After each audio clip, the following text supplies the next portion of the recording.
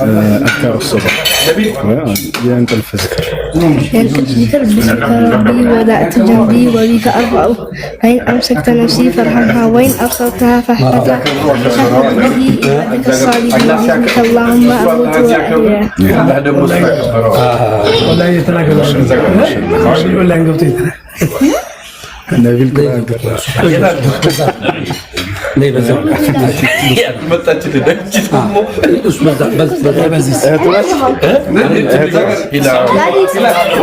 تيك توك لا فوتو أصلا ما هلا نقول صورة اوكي سنت جزار قال سنت جزار قال والله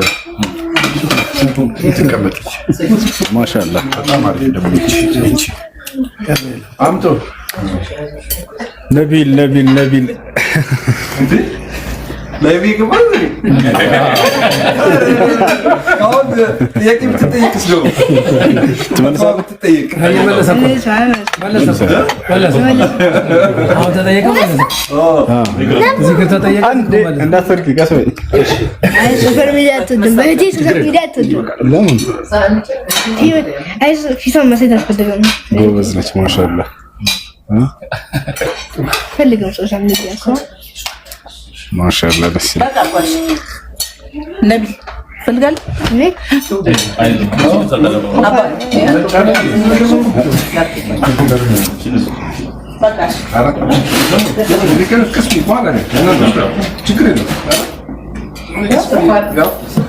ساوند تنسلهم ስለስልምና ታስረዳቸዋለህ ማለት ለዳዋ ያው ዳዋ አድርጋላቸው እስልምና ሲረዱ ጊዜ ይሰልማሉ እዛን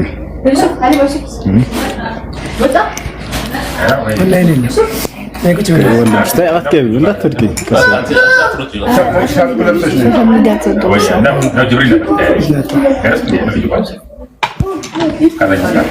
ቁርአን ቀራላችሁ ያዘርከኝ ደስ سورة الفاتحة الحمد لله رب العالمين الرحمن الرحيم مالك يوم الدين إياك نعبد وإياك نستعين اهدنا الصراط المستقيم صراط الذين أنعمت عليهم غير المغضوب عليهم ولا الضالين سورة تبارك تبارك ده قوله بس ما شو عشان بتسلم إجازة الجلد تبارك الذي يدي الملك وهو على كل شيء قدير جوز أنا ميراج انت حديثه نعم إسراء مالت يا ليلة كوزو مالت نو ميراج مالت كفلسطين ودا سماي ما يهد نو ميراج إسراء እና ሚዕራጅ ረሱላችን እንትን ሰለላሁ ዐለይሂ ወሰለም ኸዲጃ ሞተባቸው በቃ ብዙ ነገር ጠፍቶባቸው ነበር የዛን ጊዜ ከዛ በኋላ ወደዛ ያው እየተመረጡ ተቃለ ከዛ በኋላ ጅብሪል መጥቶ ልቡን ቀደደው የረሱላችን ሰለላሁ ዐለይሂ ወሰለም ልቡን አውጥቶ የጀነት ውሃ ውስጥ አስገባውና መለሰው ከዛ በኋላ ረሱላችን ቀሰቀሰው ሰለላሁ ዐለይሂ ወሰለም ከዛ በኋላ ተነስቶ በኋላ ሂዶ ወደ ጅብሪል አለይሂ ሰላም የጀነት እንስሳ እንትን ሰጣቸው ስሙ ቡራቅ ነበር ስሙ ያየበት ቦታ ነው የሚሄደው እና በአንድ ሌሊት ሳኡዲ ወደ ፍልስጤም ሄደ ከዛ ከደረሰ በኋላ ፍልስጤም መስጊድ ገባ ሁሉም ነብዮችን አሰገዳቸው ከዛ በኋላ ከሰገደ በኋላ ወጥቶ ጅብሪል ወደ ላይ ወሰዳቸው ከወሰዳቸው በኋላ መጀመሪያ እንትን ሰማይ ሄዱ አደምን አገኙት ማሻአላህ ከዛ አደምን ሰላም ብሎት ሁለተኛ ሄዶ ያህያና ኢሳን አገኙት ማሻአላህ ሶስተኛ ሲሄዱ ደግሞ ዩሱፍን አገኙት ማሻአላህ አራተኛ ሲሄዱ ደግሞ ኢድሪስን አገኙት አምስተኛ ደግሞ ሃሩን አገኙት ማሻአላህ ስድስተኛ ሙሳን አገኙት ሰባተኛ ደግሞ ኢብራሂም አለይሂ ሰላም አገኙት። ከዛ መጨረሻ ላይ ወደ አላህ ፊቱን ሳያዩት አዋራቸው። አላህ ለነሱ ሰላት ሰጣቸው። ሰላት 50 ሰላት። ከዛ ታች ወዶ ደስ ብሎት ሙሳን ነገረው። እኔ እኮ 50 ሰላት ተሰጥቶኛል በጌታዬ አላህ Subhanahu Wa Ta'ala እንዴ ይሁሉ ሰላት የኔ ህዝቦች እንዴት እንደሰቃዩኝ አታውቅም። አራስ ቀንስ ወደ ላይ ሄዶ ወደ ሙሳ እንደገና ተመላልሶ 5 ደረሰ። 5 ፈርድ ሰላት ደረሰ። ከዛ በኋላ ሙሳ ጋር ሄደ። ሙሳ 5 ፈርድ ሰላት አስቀንስ ህዝቦች አይችሉም። ረሱላችን ደግሞ መለሰለት እኔ በጣም አፍራለሁ ጌታዬን ከዚህ እንደዚህ ከ5 በታች አልጠይቀውም እኔ አፍራለሁ አለ። ተው ሙሳ ደግሞ ረሱላችን ተው ብተው ይሻልሃል ህዝቦቼ እንዴት እንደሰቃዩኝ አንተ እንዳያሰቃዩህ ብሎ ከዛ በኋላ ወደ ዱንያ ተመለሰ። ሳውዲ ተነስቶ የሆነ ጥሩ ያልሆነ ሰውዬ ነገረው። ወደ ኢስራኤል ነገረው። የሌሊት ጉዞን ነገረው። ከዛ በኋላ አቡበከርና ረሱላችን ሊያጣላ ሄደ። እንዴ በአንድ ማታ እንደዚህ ወደዚህ ሳውዲ ወደ ፍልስጤም ሄዳል። ይሄን ለአቡበከር ነው የምንነገረው። ሂዶ ለአቡበከር ነገረውና ረሱል መሐመድ ከሳውዲ ወደ ፍልስጤም ሄደ አለ። ማን ያለው አለ ረሱላችን መሐመድ አለ። ከዛ በኋላ መሐመድ ከሆነ እውነቱን ነው አለ። ከዛ በኋላ ሊያጣላቸው ሞክሮ በቃ እምቢ አለና ጓደኛ ሆኑ። ማሻአላህ አላህ አክበር ዳዋ ጀመርኩ ማለት ነው።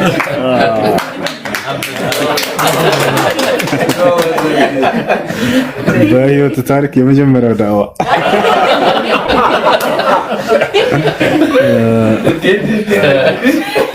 አሁን የነገረን በነገራችን ላይ የነብያችን ሰለላሁ ዐለይሂ ወሰለም ካደረጉት ድንቅ ተአምራት መካከል አንደኛው ነው። ከመካ እስከ ቤተል መቅደስ ድረስ ኢስራ አድርገው ከዛ ከቤተል መቅደስ እስከ አላህ Subhanahu Wa Ta'ala ድረስ ሚዕራጅ ያደረጉት ሙሉ ታሪክ ላይ ነገረን እና በቃ የመጀመሪያው እንደሆነ ይሄ ልጅ ከሰው ፊት እንደዚህ ሲናገር በጣም ጎበዝ ወላሂ ሙሉ ታሪክን ይዞታል። በቃ ማሻአላህ ልጆች ይሄ ልጅ ያ ጀማ ገና 9 ዓመት ነው። እኛ በዚህ እድሜ ምንም ስለ ዲን የምናውቀው ቁርአን ቤት ራሱ አልገባንም ነበር። በዚህ እድሜ ይሄን መያዙ ወደፊት ደግሞ በአስራዎቹ ቤት በቃ ትልቅ ዳዒ እንደሚሆን ተስፋ እናደርጋለን ኢንሻአላህ። እንግዲህ ማሻአላህ ተባረከላህ የሚወጣም ሆነና ወደፊት ትልቅ ደረጃ መድረስ የሚችል መሆኑ ያስታውቃል። ምን አይነት ተሰጥቶ እንዳለው ቅድም አይተነዋል። መጀመሪያ የመያዝ በخارج ለፍራ ወጣቱ በዚህ ላይ የምናመሰግነው ቤተሰቡን ከዛ ደግሞ መምህሩ ኡስታዙም በጥሩ ሁኔታ ላይ በخارج ለፍሩ በደንብ አድርጎ እንዲወጣ አድርጎለታል። ቤተሰቡ ደግሞ የሚያስታውቅ እንደው ስብስቡን አላህ ጀነት አላህ ያርገው። ምክንያቱም ደስ የሚል ቤተሰብ ነው። እየተደሰትን ያለው ስናያቸው በጣም ተደስተናል። ቤተሰቡ በመጀመሪያ እንዲህ አይነት ነው እንግዲህ እስላም ላይ የሚፈልገው ቤተሰብ የዚህ አይነት ቤተሰብ ፈካ ያለ እንትኑ በቃ እንትን ያለ ከምንድነው ከፍትፍቱ ፊቱ የሚባለው የቤተሰቡ እንትን ሁኔታው ያን ይገልጻል። ቤተሰቡ በዛ ላይ ደግሞ ልጃቸው ለትልቅ ደረጃ እንደሚበቃ የሚያስታውቅ ነው። መኖሩንም ቤተሰቡንም እሱንም አላህ ይወደዳችሁ፣ አላህ ይቀበላችሁ። ያው ልጁና ግን መምህር ቢሸለሙልን ደስ ይላል። ልጁና መምህር ቢሸለሙ ደስ ይላል። አሁን ባይሆን በሌላ ጊዜ ቢሆን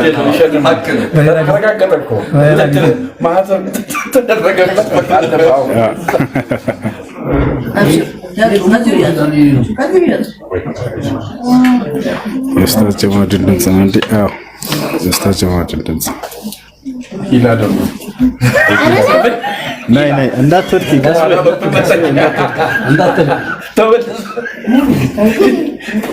ዞራ በጀርባው ወስጥ መሰለኝ እስካሁን ሰው ሰማል።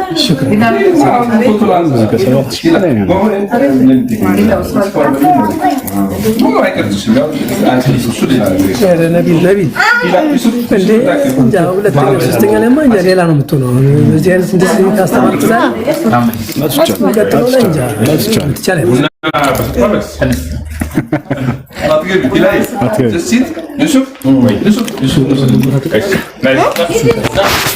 ወደዚህ ነው ብቻ ሩቅ ካልሆነ እሄዳለሁ። እሱ የቀረበት ቦታ ሩቅ ካልሆነ እሄዳለሁ። እኔ ኡስታዴን ይዤ እዛ ሄጄ እቀራለሁ።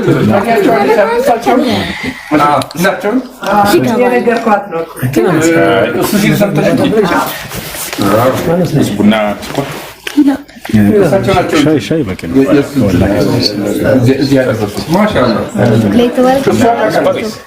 እሱ ሲናገር ሰምታለች።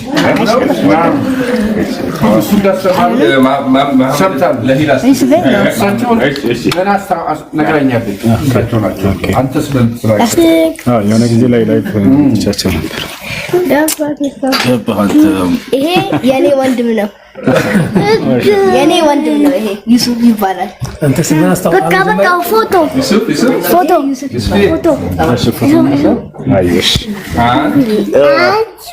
እንዴ ማውራጀ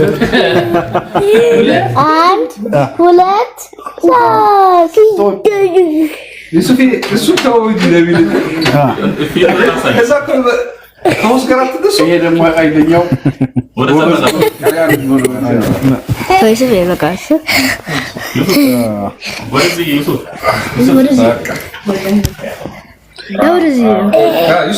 ዩሱፍ ነው ስምህ? ዩሱፍ አንተ የደረስክበት እንኳን ነገርከው። ጎበዝ ነው። ይሄ ልጅ አንተን ይመስላል ወንድምህን አንተ ይላሉ አለ።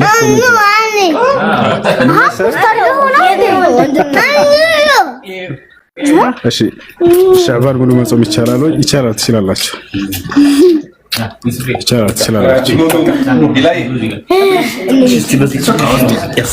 ትችላላችሁ።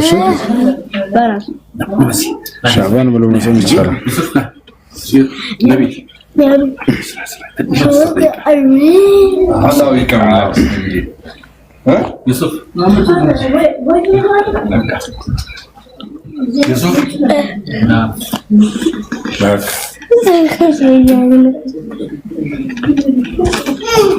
يا سلام يا سلام يا سلام.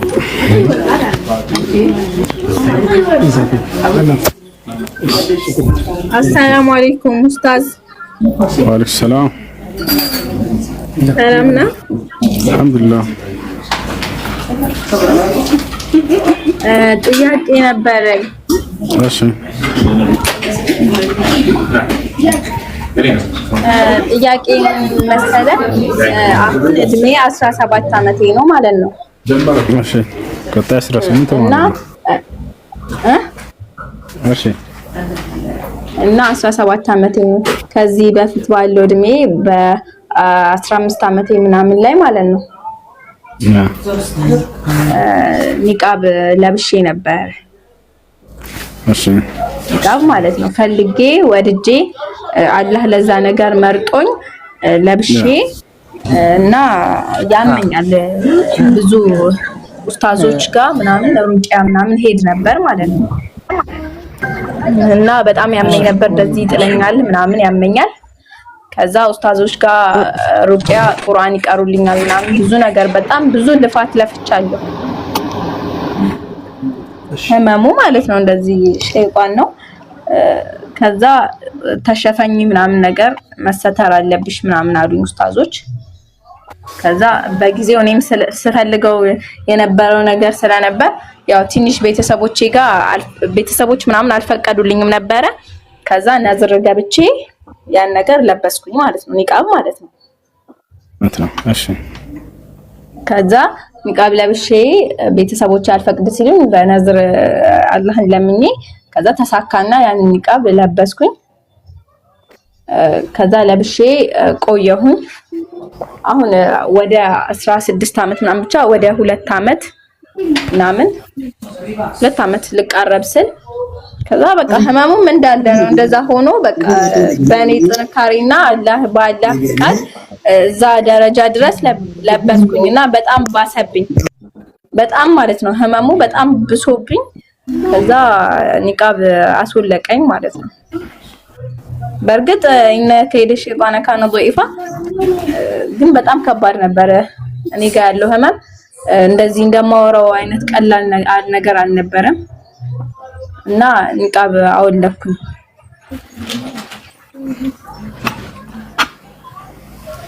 በኡዝር ምክንያት ማለት ነው አሁን በነገርኩም ምክንያት እና እንዴት ይታያል? አላህ ምን ያክል የኔ ወንጀል እንዴት ይታያል? በህመሙ ምክንያት ይጥለኛል ያወድቀኛል ምናምን ነው ያልሽው? ይጥለኛል ምናምን ከዛ በቃ ራሴን አላቅም። ኒቃቡን አውልቄም ስወጣ ያኔ በነበረኝ ህመም ኒቃብ ሳወልቅ ራሴን አላቅም ነበር። በቃሽ ገብቶኛል። ልክ እንዳንቺ አንዲት ሴት መታ ነብዩ ሰለላሁ ዐለይሂ ወሰለም ጠይቃቸው ነበር። جاءت امرأة إلى النبي صلى الله عليه وسلم وقالت يا رسول الله إني امرأة يعني أسرع فهل لي رخصة أن يعني أكشف وجهي بلا طيقتش أنت يا الله ملك تنياوي تشفاينك الناس يتيا أني بهم مكنيات يميت البشتة اللبين إن لأني مقلت يقرأ ወይ ወይንም ይፈቀድልኛል ወይ ብላ ጠየቀች። ነብዩ ሰለላሁ ዐለይሂ ወሰለም ኢን ሰበርቲ ፈለኪል ጀና አላት። ከታገሽ ላንቺ ጀነት አለችልሽ አላት። ነገር ግን ዑዝር ስላላት ሴትየዋ ህመም ስላለባት ስለሚጥላት መገለጥን ፈቅደውላታል እርሷ ያታቸው እና በዚህ አንፃር አንድ ሴት ተሸፋይ ከሆነች በህይወቷ ላይ አደጋ ላይ የሚጥላት ከሆነ ያ ነገር አውድቅ በሽታ ካለባት በመሸፈኗ ምክንያት የዛኔ መገለጥን ነብዩ ሰለላሁ ዐለይሂ ወሰለም አግርተውላታል። ብትታገስ ግን ጀነት አላት። ሴትየዋ በነቢያችን ሰለላሁ ዐለይሂ ወሰለም አይ እንደዚያ እስከሆነ ሶብር አደርጋለሁ ይታገሳለሁ ጀነትን ማገኝ ከሆነ ብላ ተናግራለች። በዚሁ ቃል በጸናች ጊዜ ነብዩ ሰለላሁ ዐለይሂ ወሰለም ዱዓ አደረጉላት፣ ተፈወሰች። በዚያ ከዚህ ከሐዲስ የምንወስደው ነገር ምንድነው? ሴት ልጅ አደጋ ላይ የሚጥላት ከሆነ ያ መሸፈኗ አውድቅ በሽታ ወይንም የሚጥል በሽታ የሚያመጣበት ከሆነ ለሷ መገለጥን ነብዩ ሰለላሁ ዐለይሂ ወሰለም ፈቅደዋል። والله انا جزاكم الله خيرا مرحبا እሺ ጥያቄ ምናምን ያላችሁ ሌላ ጊዜ እሺ ሰው ቤት ነኝ ያለሁት ኢንሻአላህ ሌላ ጊዜ ሰላም አለይኩም ወአለይኩም ሰላም ሶስት ጥያቄ ነበረኝ ወረብና አሶሲ ሰሞይ ዳኢፋ ወይ ቁፋራ እንግዲህ እሷ መቃመጫ ካነ መትናሰይናቲ ሰማይ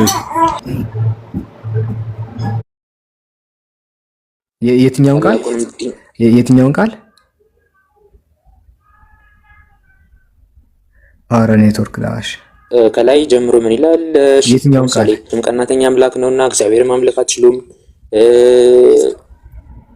ያው ከላይ ያሉት ማለት ነው። እስቲ እሱን ከዘዳግም አሳየኝ እስኪ።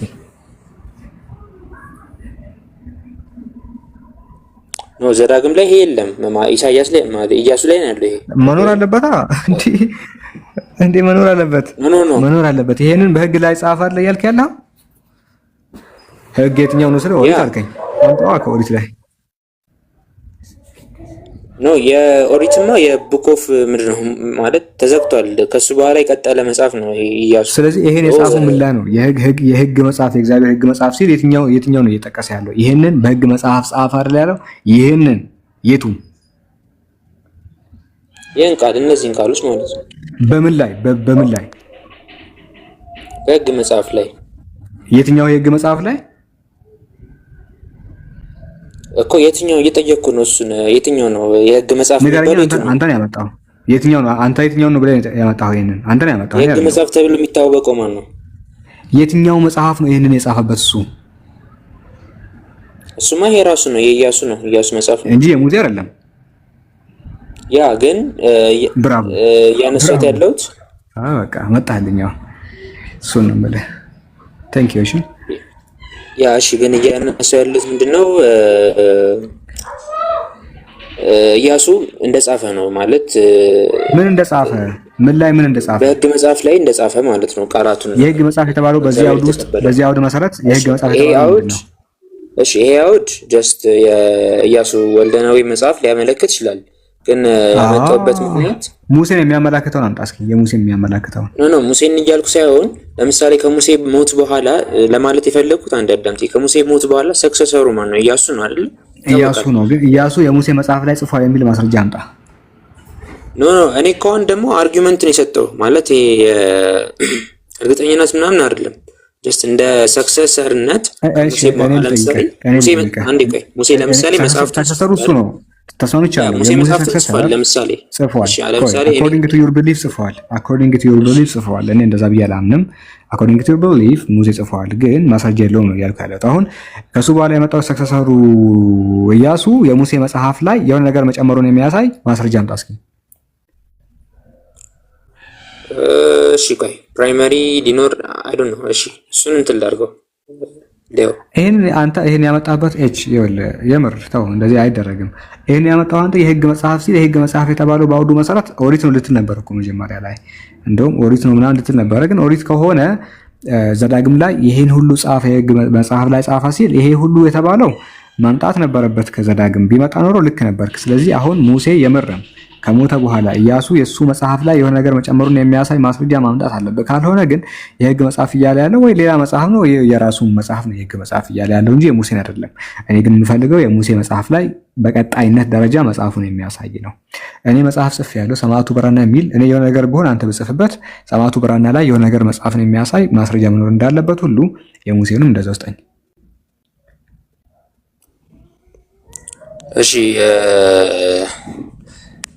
እሺ ፕራይመሪውን ማለት ማስረጃዎችን ቼክ ለማድረግ ሞክራለሁ። ግን ባጭሩ ቅድም እንትን እንዳለው እንዳነሳ ነው ሰክሰሰሩም ኢያሱ ስለሆነ እንደው ሙሴ እንኳን ባይጽፋቸው ማለት የኢያሱ ማን የጨረሰው? እሺ የኢያሱ ማን የጨረሰለት ከኢያሱ ሞት በኋላ? እሱን አይደል ነው ሜቢ የሆነ ሰው ግን ይናገራል። ኢያሱ ከሞተ በኋላ በዚህ ገብቶ በዚህ ወጣ እያለ ይናገራል መጽሐፍ ላይ ይላል። እሱ ላይ ፕሮብሌም የለም እያልኩ ነው። ምክንያቱም እሱ ከሞተ በኋላ ተብሎ ሰክሰሰሩ ማን ነው?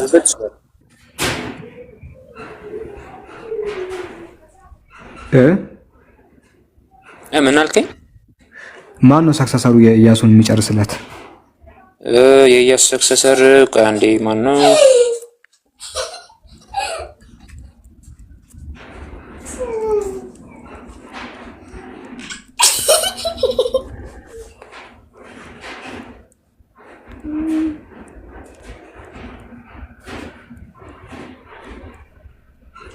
ወይ ታጠናለህ እች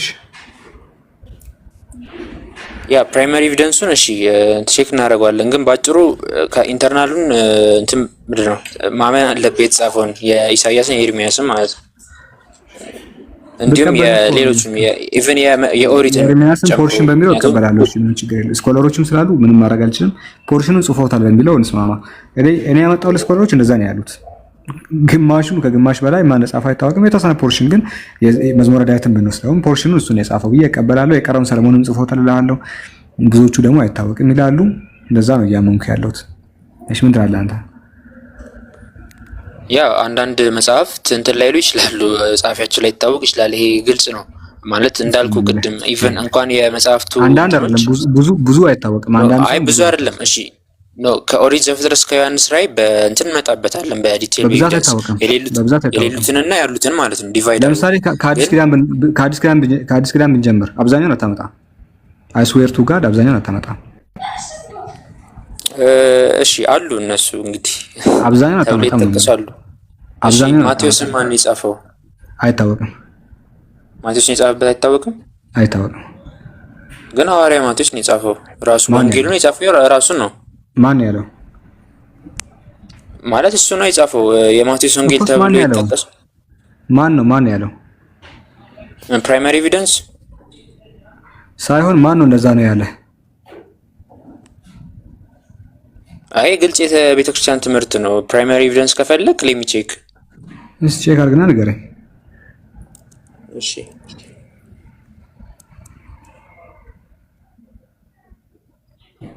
ስኮለሮቹ አይታወቅም ነው ያሉት።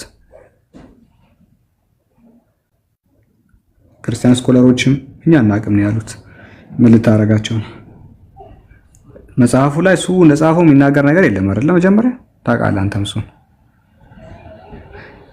መጽሐፉ ላይ ገሌ ጽፎታል የሚል ነገር የለም። አይ እንደዛ ተብሎ መጠቀስ እንትን አይልም፣ አይገባም፣ የለበትም።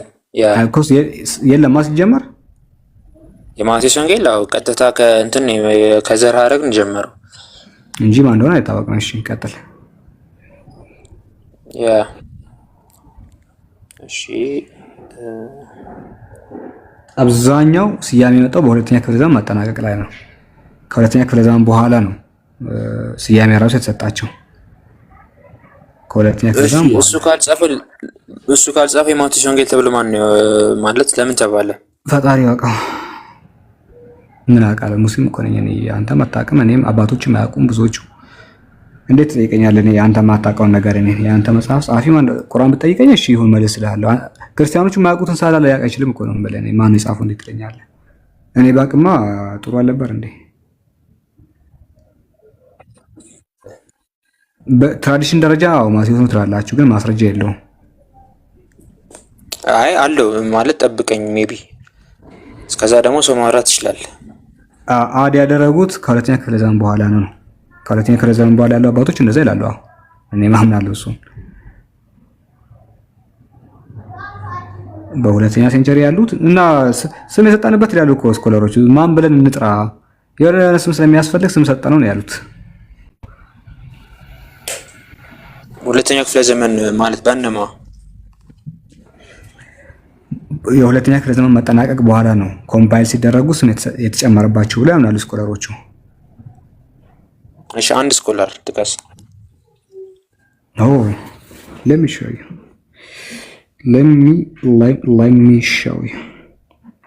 እኔ ዴቪድ የሚካርም እንደዛ ነው ያሉት። እኔ በጣም ብዙ ለማጣል እችላለሁ። እሺ ዴቪድ ኦውን ለምሳሌ ዴቪድ ኦውን እንደዛ ብሎ ተናግሯል። The New Testament and its Literary Environment በተሰኘ መጽሐፍ ገጽ 18 ላይ ከሁለተኛ ክፍለ ዘመን በኋላ ተጨምሮበታል ነው። ከ125 በኋላ ነው ወንጌሉ የተጨመረው ብሎ ተናግሯል።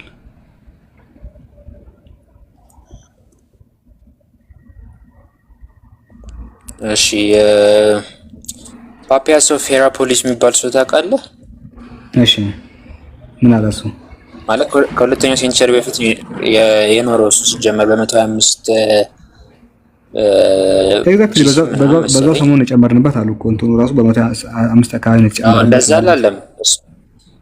አሁን እኮ በዛ ዘመን ተጨመረ 125 አይደል ያልከው? ጨመርኩ አይደለም ጨመርኩ አይደለም። አድ የተደረጉት ከዛ በኋላ ነው። አድ የተደረጉት ከዛ በኋላ ከ125 ነው ወደ 125 እንደዚህ ነው ሐሳቡ። የዴቪድ ኦውን መጽሐፍ ነው። The Four Gospel written anonymously በአናኒመስ ያለ ጸሐፊ በማይታወቅበት መንገድ ነበር የተጻፈው።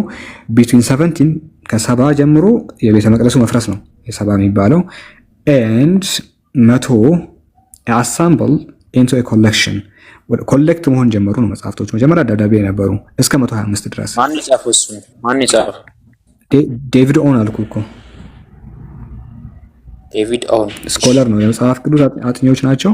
the authors did not provide them with titles ምን ማለት ነው? the authors ደራሲያኑ did not provide them ራሳቸውን አልገለጹም with titles ከርዕሱ ጋር other added them later ከዚህ በኋላ ማለት ነው።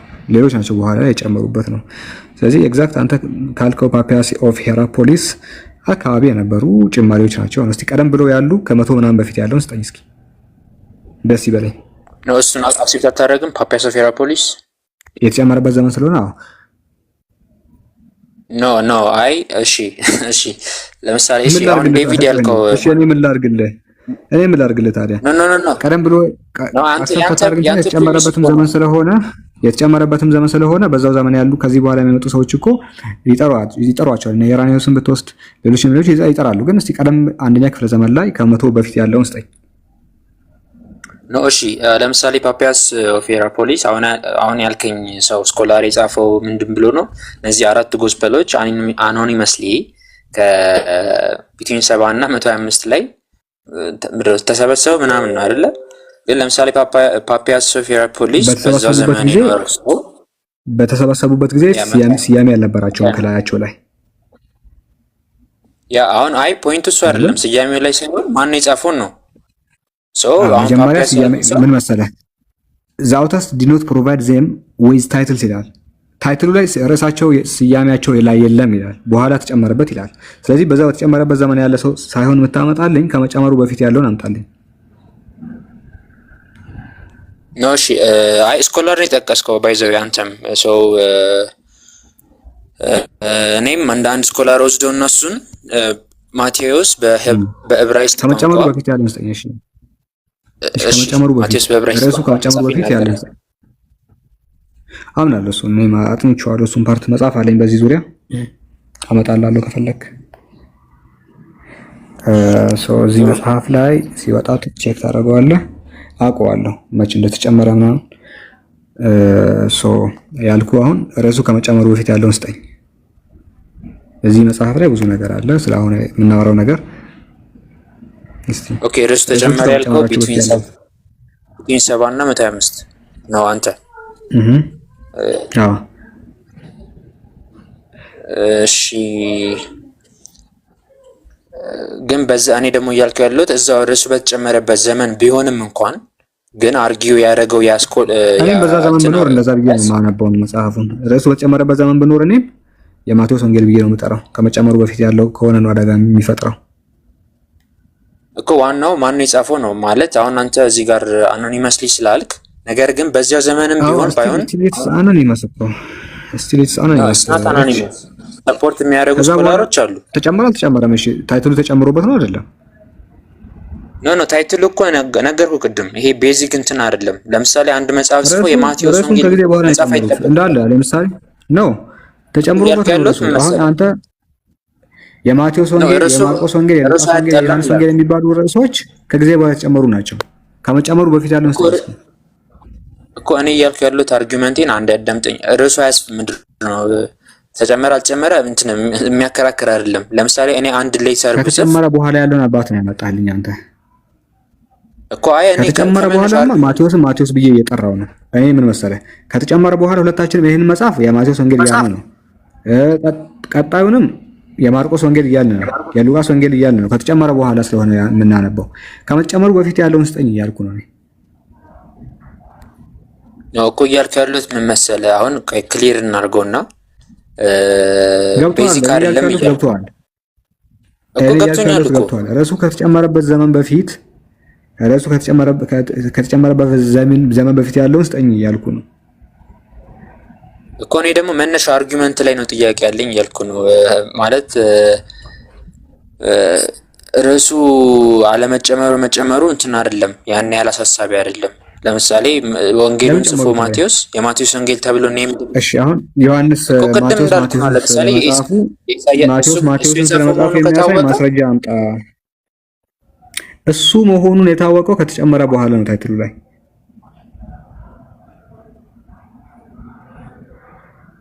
አናኒማስ ነበረ። ይሄ የማቴዎስ ወንጌል እንደዚህ ይላል። ማቴዎስ የጻፈው የጌታችን የኢየሱስ ክርስቶስ ወንጌል ይላል። ይሄ የተጨመረ ነው።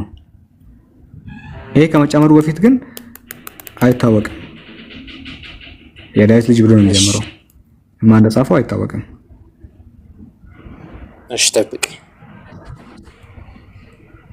ጠብቃለሁ። የመጨረሻ ጥበቃ ነው ባይዘው ይወጣሉ። ከዛ በኋላ እየቆየው ነው። ከዛ ሳይሻል አይቀርም። ያ እስከዛ ማውራት ትችላላችሁ። ያ ጊዜ ታይም ለመቆጠብ ሌላ ሰው ካለ እሺ ልዕልና የምትይው ነገር አለ?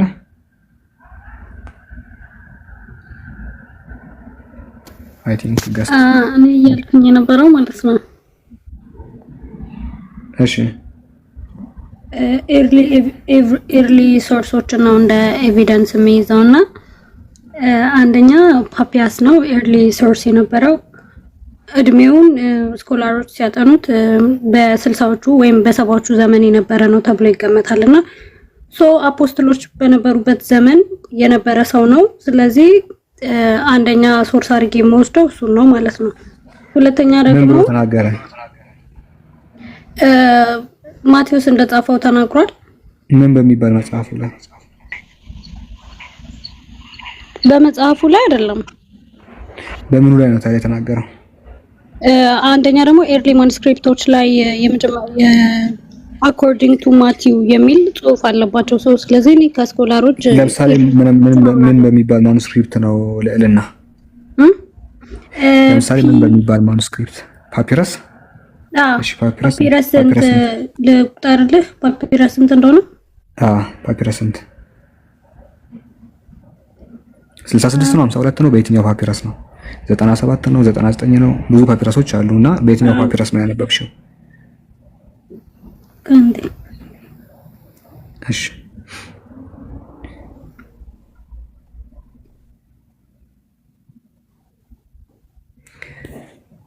ታብ እያደረጋችሁ ሁላችሁ ሌላ ክርስቲያንም ካለ ሰላም እንዴት ነህ? አለሁ አልሐምዱሊላህ።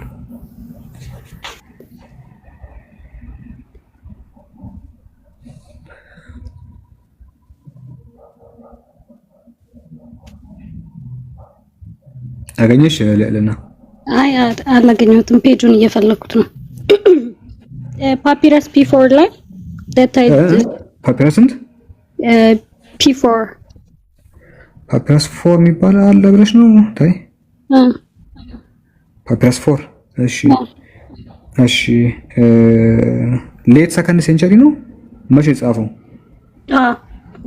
ሌት ፈርስት ሴንቸሪ ከ50 እስከ 200 ኧረ አልተጻፈም። በዛ ተሳስተሻል። በደንብ አላየሽውም። ተሳስተሻል ይላል እዛ ላይ ግሪክ ወርድ ኢቫንጀሊክ ካታ ማቲዮን ተብሎ ነው የተጻፈውና ፓፒረስ 4 ያልሽው ፓፒረስ ይሄንን ነው አይደለ? P4 የሚባለው ይሄ አይደለ? ፓፒረስ 4 ይሄ እና ዴቲንጉ ልክ ነሽ? 50 ነው 150 ነው? እርግጠኛ ሁኚ እስኪ እኮ 50 እስከ 200 እኮ ነው ያልኩት። ከ150 ኖ ከ50 ሳይሆን ከ150 ነው እኮ እንደዛ ነው ያልኩት እኮ ከ50 ነው ያልሽው። ግን ያል 100 ነው ያልኩት አይደለም 50 አላልሽም በፊት? ኦኬ 50ም ካልኩ ተሳስቼ ይሆናል። ግን ከ150 እስከ 200 ነው 50 ነው ያልሽው እንጂ የቃላት ስህተት ነው የሚሆነው። ችግር የለውም በቃ 50 ብለሽ ነበር። ከ50 እስከ 100 ነው ያልሽው። እኔ በደንብ ሰምቼሻለሁ። ግን ችግር የለውም 150 ማለት ፈልገሽ ነው እረዳለሁ። እንደዛ ማለት ፈልጌ ነው። እስከ 200 ዴት ያረው ግን ጽሁፉ ቴክስትን የያዘው ፓፒረስ ይሄኛው ፓፒረስ 4 ሉቃስ 1 58 59 1 12 21 21 26 ከእስከ 7 ምዕራፍ 3 ከ8 እስከ 4 ከ4 እስከ 29 ከ30 ማቴዎስን የለውም እኮ ግን ኪታ እንትኑ ላይ አኮርዲንግ ቱ ማቲው የሚል ቪዚብል የሆነ የለውም መጽሐፉ። እቺ የሉቃስ ወንጌል ናት። It's one of the earliest manuscripts along with P75 of the Gospel of Luke ይላል። የሉቃስን 6 ምዕራፎች የያዘ ነው እንጂ የማቴዎስን አይደለም። አንደኛ የምናወራው ደግሞ ስለ ማቴዎስ እንጂ ስለ ሉቃስ አይደለም። ለለና ፓፒረስ P4 ላይ ይላል። ሌላ አንተር አሁን እኮ P75 ነው ያመጣልኝ አይደለም። ፓፒረስ 4 ነው ያው እሱ ደግሞ የያዘው ሉቃስን ነው። ኦኬ እኔ ጋር ያለው መጽሐፍ ደግሞ ፓፒረስ P4 ስለዚህ ያመጣችው ልክ አይደለም ነው። P4 ያው P4 የሉቃስ ወንጌል ነው። ዴቲንጉም ደግሞ ሲጀመር ይሄ እኮ የቆየ እኮ ነው። ርዕሶቹ ከተጨመሩ በኋላ ነው። ይሄ አይደለም። ይሄ እኮ የፓፒያስ ቀለም የሚለው 125 አለ እኮ እሱ ኤች ያልሆነለት አሁን እሱ እንደውም ካንቺ ቀደም 125 አንደኛው ያስኩት እኔ ማቴዎስ ነው ብዬ ማምንበት አንደኛው ኤርሊ ሶርስ ነው። ሁለተኛው ኤርሊ ሶርስ ላይ ማቴዎስ ነው ተብሎ ክሌም ተደርጓል። ስለዚህ አምናለሁ ኤርሊ ሶርስን እቀበላለሁ። አሁን ቅድም አልሰማሽም ማለት ነው። ምን መሰለሽ ቅድም በደንብ አልሰማሽም። እኔ ያልኩት ምንድነው ስኮለሮች አንድ የሚናገሩት ነገር አለ መጽሐፍ ቅዱስን የሚያጠኑ ስኮለሮች እና አንዱን ለማምጣት ያህል ለምሳሌ ዴቪድ ኦውን በዚህ መጽሐፍ ላይ the four gospels were written anonymously between 70 and 100 ወንጌሎች የተጻፉት አናኒመስሊ ነው። ጻፊያኑ ባልታወቀበት ሁኔታ ነው የተጻፉት። ከ70 ቤተ መቅደሱ መፍረስ እስከ 100 ድረስ assembled into collection ተሰበሰቡ ይላል እስከ 125 ድረስ። ከሰበሰቡ በኋላ the authors did not provide them with titles the authors ደራሲያኑ did not provide them ራሳቸውን አልገለጹም with titles ርዕሱ ላይ ምን ብለው ማቴዎስ ወንጌል ጸሐፊ፣ የሉቃስ ወንጌል ጸሐፊ፣ የምን ጸሐፊ ተብሎ በዚህ ደረጃ አልተገለጸም።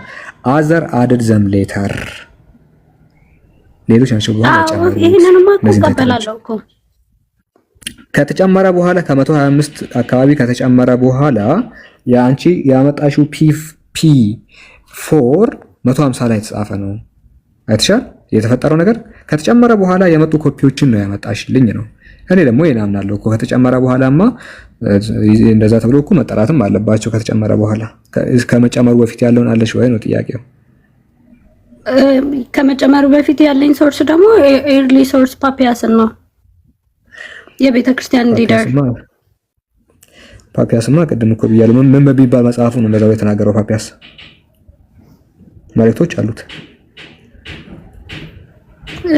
የፓፒያስ መጽሐፎች ምን በሚባል አይኒ ቴዎሎጂ ላይ የተማርኩትን ነው የምናገረው። መጽሐፉን አላየሁትም። ኦኬ ሰርች አደርገዋለሁ። ቼክ አድርጊው። እሺ ኤች መታሃል።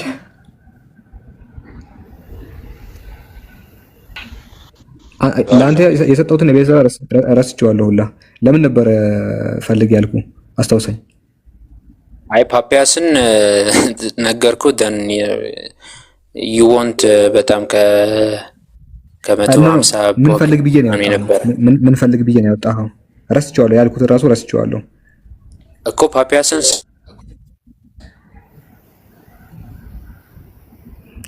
እሰማለሁ እኔ ማስረጃ ነው የስራ ረስቼዋለሁ። አዎ ትሰማለህ። እሱ ጋር ነው የሚቆራርጠው። ታች ያለን ሰዎች ታፕ ኮፒ ሊንክ እናድርግ፣ ኮሜንት እንቀንስ። ሚውት አድርገህ ስትፈልግ የነበረው ምን ነበረ እኮ የነገርኩህ? አሁን ለምሳሌ ፓፒያስ ብዬ ጠቀስኩልህ። ደን ዩ ዋንት ከ125 በፊት ቢሲ በፊት የተጻፈ መጽሐፍ ማለት ነው። ቆይ እሺ አንዴ ብለህ ወጣ። ለምን ነበር ያወጣኸው? ምን አይሰማም? ማሮ ቆይ እሺ ከእንደገና እስቲ ምን እናደርጋለን መሰለህ? ከፓፒያስ በፊት እስኪ ይሰማል። ከፓፒያስ በፊት እስኪ እንዲያ ብሎ የሚጠሩ ሰዎች መኖራቸውን ካሉ ስጠኝ እኮ። አንተ ለምሳሌ ሰከንድ ሴንቸሪ አነሳ እንጂ ለምሳሌ እኔ ማቴዎስ አብዛኛው ወንጌል ተጽፎ ለመሰራጨት ራሱ ኦቨር 60 ቢሲ ምናምን ነው ሊሆን የሚችለው ማለት ነው እንጂ አንተ ግን ዩ ዋንት ከ125 ቢሲ በፊት ማለት የሰከንድ ሴንቸሪን አልፈለግም። ለምን መሰለህ? ከተጨመረ በኋላ ምንም አያደርግልኝም። እኔ ከተጨመረ በኋላ ምንም እኮ ወንጌሉ ማለት ዩ ቢሊፍ እንደተጨመረ እንጂ ወንጌሉ እንኳን ተጽፎ እንትን ለማድረግ የግድ ፈርስት ሴንቸሪ ሰከንድ ሴንቸሪ መጠበቅ ከሰከንድ ሴንቸሪ ነው መሆን ያለበት። በማን እንደተጻፈ አይታወቅም ነበር። በኋላ ተጨመረ። ከተጨመረ በኋላ ማቴዎስ ተብሎ ተጠራ። ሳይጨመር በፊት ያለው ስጠኝ። ሳይጨመር ያለው በፊት ከሆነ ፓፒያስ አይ ተንጂ ለለና ምን አረጉ? ምን በሚባል መጽሐፉ ነው እንደዛ ያለው? ምን በሚባል መጽሐፉ?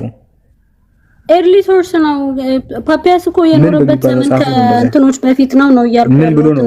ምን በሚባል መጽሐፍ ነው? ምን በሚባል መልእክት ነው እንደዛ ብሎ የተናገረው? የፓፒያስ መጽሐፍ ኤግዚስት የሚያደርግ አሁን ላይ ያለ መጽሐፍ የለም፣ ግን በግሪከኛ የተጻፈ ሌጊዮን ኪራይስቶን ምናምን የሚል መጽሐፍ ነበረ። 5 እንትኖች አሉት ታመን ማለት ነው። ኤክስፖዚሽን ኦፍ ዘ ኦራክልስ ነው የሚል አዎ እሱኛው ነው። እስኪ ነው ክፈቱት። አሁን ግን ክፈቱት እስኪ እንየው። ፍራግመንት ነው ያለው እሱ ባይተው እንትን እንዳለችው ክፈቱት እስኪ እንየውና እዛ ላይ ምን ተብሎ እንደተጻፈ እንመልከት። የሄራፖሊሱ ፓፒያስ ክፈታው። አንተ መክፈት ከቻልክ ነው። አልችልም፣ እንዴት እንደሆነ አላውቅም። ንገሩን። እናንተ ናችሁ የእናንተ ነው እኔ የሚከፍትላችሁ። ምን አላውቅም። I'm sorry።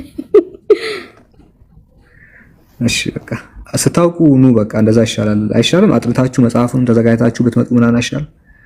ናይ ልጁ ይክፈታው። ኤቪደንሱን ነው እኮ ያልኩት። ክፈታው። እሺ እቺ ስሙን እኔ ኤቪደንሱን መክፈት አልችልም ነው እኮ። እሺ ገይሎ ኦርቶዶክስ ሄኔት ካላወቀው አትክፈተው። እሺ ከዚህ በፊት አይታው ካልነው አትክፈተው።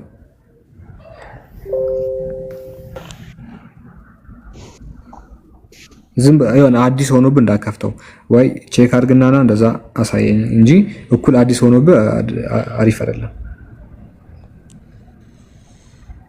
እሺ ቀንዴ ለምሳሌ የምታውቀው ነገር ቢሆን ይሻላል ለማለት ያህል ነው።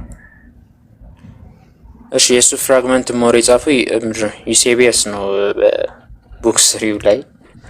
ዩሴቢየስ የቸርች የቂሳሪያው ነው። ያ እሱ አራተኛ ክፍለ ዘመን ላይ ያለ ሂስቶሪያን አይደል? ኖ እኮ እንዴ ስኮላሮችን አይጠቅሱም እንዴ? ግድ ማለት ለምሳሌ አንተ ዴቪድ ኦኖን አምጥተህ እሱን ነው እንትን እያደረክ ያለው። እኔ ደግሞ የፓፒያስ ፍራግመንቶችን እኮ ፓፒያስ ፍራግመንቶችን ያንተ ፕራይመሪ ሶርስ ኤክሌሲያስቲካል ሂስትሪ የሚለው የአውሳቤስ መጽሐፍ ነው እኮ ዋት ኤክሌሲያስቲካል ሂስትሪ የሚለው የቤተ ክርስቲያን ታሪክ ጸሐፊ የአውሳቤስ ዘቂሳሪያ ማስረጃ ነው እንጂ የፓፒያስ ፕራይመሪ ሶርስ አይደለም። ያለው ሰከንደሪ ሶርስ እኮ ያልከው እዛ መጽሐፉ ላይ ቡክ 3 ላይ እዛ መጽሐፉ ላይ ነው ስለዚህ ስለ ሎጊዮን ክራኮን ኤግዚስቲንስ የሚለው የፓፒያስ ጽሑፍ ስላሌለ የፓፒያስ ጽሑፍ አውሳቤስ እኮ አሁን እኔ እናንተ የፓፒያስን ጽሑፍ ሳይሆን እያየን ያለ ነው የአራተኛ ክፍለ ዘመን ታሪክ ጸሐፊ የአውሳቤስ ዘቂሳሪያ መጽሐፍ ነው እኮ ሳይት አድርጎታል ማለት አሁን ካሉት ስኮላሮች ነው የኛ ሂርሊ አሁን ካሉት ግን ስቲል ኖት ሰከንድ ሴንቸሪ ዳትስ ፊፍዝ ሴንቸሪ ሰርዲሁን አሁን ካሉት ስኮላሮች ከተጨመረ በኋላ ያመጣ አምናለው ነው የቀደሙት ነው ምን መሰለህ ለምሳሌ ስኮላር ታመጡት ከተጨመረበት በኋላ ነው አውሳቤስ ያለው ሰው ተቀባይነት የለውም። ግን የተጨመረበትም ኦፍ ኮርስ ለምሳሌ እኔ አሁን የማቴዎስ ወንጌልን ሳነብ ግብር ሰብሳቢ የሚመስል ካራክተር አለው ሰው ቀበላለሁ። ማቴዎስ ግብር ሰብሳቢ ነበር። ኦፍ ኮርስ የተማረ ሰው ሊሆን ይችላል። በሮማዊ ግዛት ውስጥ ቋንቋን ይችላል። ግሪከኛ በግሪከኛ የሚጻፍ በአርማይስጠኛ የሚጻፍ በህብሪው የሚጻፍ እቀበላለሁ። ምክንያቱም ወንጌሉንም ሳነበው ከሌሎች ወንጌል የተለየ ካራክተር ስላየሁበት የማቴዎስንም ካራክተር እዛ ላይ ስለማገኘው ማቴዎስን የጻፈው ብዬ እቀበላለሁ። የምትቀበዩማ ተቀበይ ተብለሽ ስለታዘዝሽ ነው። አይ አይደለም ከሁለቱ አነጻጽሬ ነው። አሁን ከስኮላሮች አነጻጽራለሁ የቀደሙትን ስኮላሮች አነጻጽራለሁ። ከዛ ያሳመነኝ እኔ የፓፒያስና ኤርሊ ሶርሶችን ነው። ፓፒያስ ምን አለ? ቆይ ፓፒያስ ያለው ለምን ነው ማታመጡት? ፓፒያስ ያለው አንደኛ ኦራሊ ነው እንትን የተጻፈው መጽሐፍ ምንም አይነት እንትን የለውም። ሰርቫይቭ ያደረገ ነገር የለውም። ከዛ በኋላ ካለ ተብሎ የተናገረው ነገር አምናለሁ ኤርሊ ሶርስ ናቸውና ማለት ነው። እሺ ስለዚህ ፓፒያስ የተናገረው ነገር ስለሌለ አውሳቤስ የተናገረውን በመጽሐፉ ላይ አውሳቤስን ነው የምታመጡት። እኔ አውሳቤስ የነበረው አራተኛ ክፍለ ዘመን ላይ ነው። which means ከተጨመረ ታይትሎቹ ወንጌሎቹ ላይ ከተጨመረ በኋላ የመጣ ሰው ነው። እኔ ደግሞ ከዛ በፊት ያሉትን አምጡ ያልኳችሁ እናንተ ለምን ነው ከበኋላ ያሉትን የምታመጡት? ቆይ እንዴና እሱን ሳይት ያደረገ ስኮላር አክሴፕት አታደርግም ማለት አክሴፕታንስ ከተጨመረ በኋላ ያለውን አልቀበልም። ምን ነው ፓፒያስን ብታመጣ አይሻልም እንደ ከዛውላ ስልክ ለምዶ ማያሳየው ይሄ ምንድነው? እሺ ይሄ የፓፒያስ ማለት እንትን ማለት ሶሪ የኢሲቢኤስ እንትን ሳይት ያደረገበት ነው የፓፒያስ እንትን ማለት ነው። ከየት አምጥቶ ጠፍቷል ነበር እንደ ይሄ ስራ የፓፒያስ maybe he had fragments maybe የታለ ፍራግመንቱ ለምን ነው ማታሳዩት ታዲያ? እሺ ፍራግመንቱ ሜቢ እሺ I will check it but አሁን ኢሲቢኤስ ላይ ይሄ አራተኛ ክፍለ ዘመን ላይ ያለ ነው ወይም ባታመጣው እኔ ደስ ይለኛል። ችግር የለውም። እሱ እኮ እንትን ነው። ለምሳሌ አንድ ስኮላር የቀደሙትን ሳይት አድርጎ በመጽሐፉ ሊጽፍ ይችላል እና እሱን አክሴፕት ማድረግ ኖርማል ነው ብዬ አምናለሁ። አራት ከተጨመረ በኋላ ማለት እኔ እንደ ሰርች ፋዘር አክሴፕት አደርገዋለሁ ማለት የግድ ቸርች ፋዘር ነው አክሴፕት አደርገዋለሁ። አራተኛው የሚሆን ሁለተኛው የሚሆን እንትና ፋዘር ያደርገዋል። የምትፈልገው ነው የምታደርገው እንጂ የሆነ ነገር አሁን ራሱን ከዚህ በጠቅስልህ አታደርገውም አንተ ራሱ። ለምሳሌ ዮሐንስ ራእይ ይሄ ሰው አጠራጣሪ ብሎ ነው የሚያምነው። ምን የዮሐንስ ራእይ መጽሐፍ ይሄ ፓፒያ እንትና ያልከው አውሳቤስ ያልከው በደንብ አይቀበለውም አንተ እንደምትቀበለው 25ኛው ቻፕተር ላይ ኦኬ እሺ ዘን ሶ አንተ የምትቀበለውም ነው ዝም ብለህ ከመሃል መጣ ነው።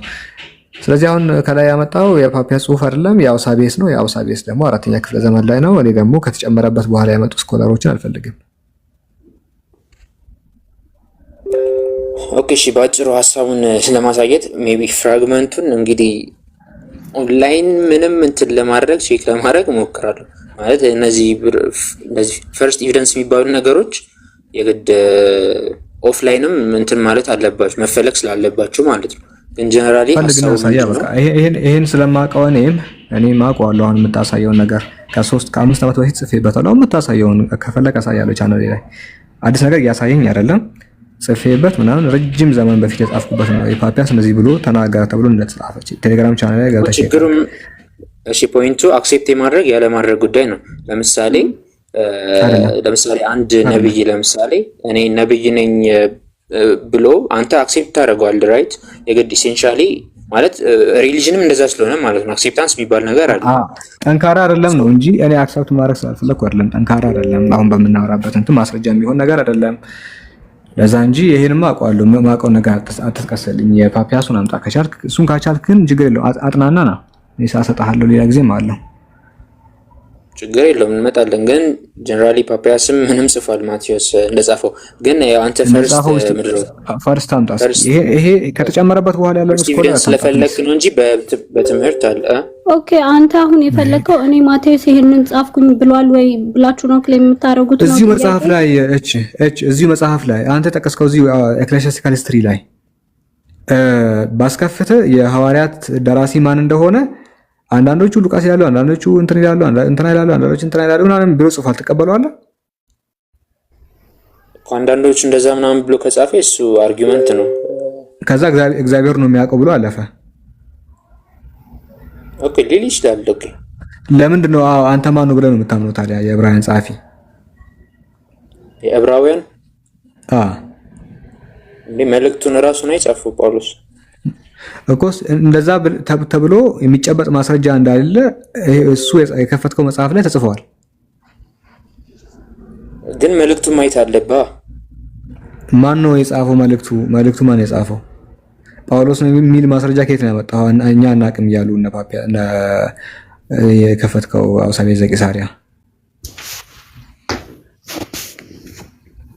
ኦኬ እሺ ባይቀበሉም ግን እንዲመሰለ ለምሳሌ እኛ ጋር እንትን አሁን ሊቃውንት አንድ ሊቅ የቤተክርስቲያን ሊቅ አንድ ፖይንት ላይ አክሴፕት ያደረገው ፖይንት አለን በል ሌላ ሊቅ ደግሞ አክሴፕት ያደረገው አለን በል ደንሱ ዲሳይድ የሚደረገው የሚወሰነው እንደዚህ ምንድነው የብዙሃኑ ወይም ደግሞ እንደዚህ ስብሰባዎች ነው ራሱ የሚደረጉት ለዛ ነው የብዙሃኑ ሊቃውንት ብዙዎቹ የተስማሙበትን ነው የምትመርጡት እንዲያ ዳሴት በቃና ቅድማው ለምሳሌ የቤተክርስቲያን ለምሳሌ የዕብራውያን ጸሐፊ ብዙዎቹ ማን ብለው ነው የሚቀበሉት?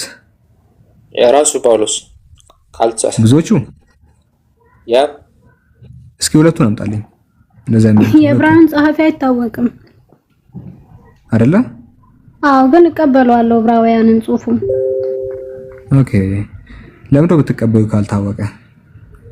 እኔ ከጸሐፊዎቹ ግድ የለኝም። ማቴዎስን ባይጽፈው እቀበለዋለሁ እኔ የማቴዎስን ወንጌል።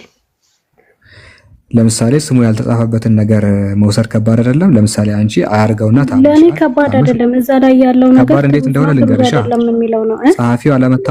የጸሐፊው አለመታወቅ ነገሩን በጣም ከባድ ያደርገዋል አይደልና ለኔ አላረገውም። ግን እንዴት መሰለሽ የህይወት ጉዳይ በጣም አሳሳቢ ነገር ነው። አንቺ ታመሽ ወደ ሆስፒታል እየሄድሽ ነው።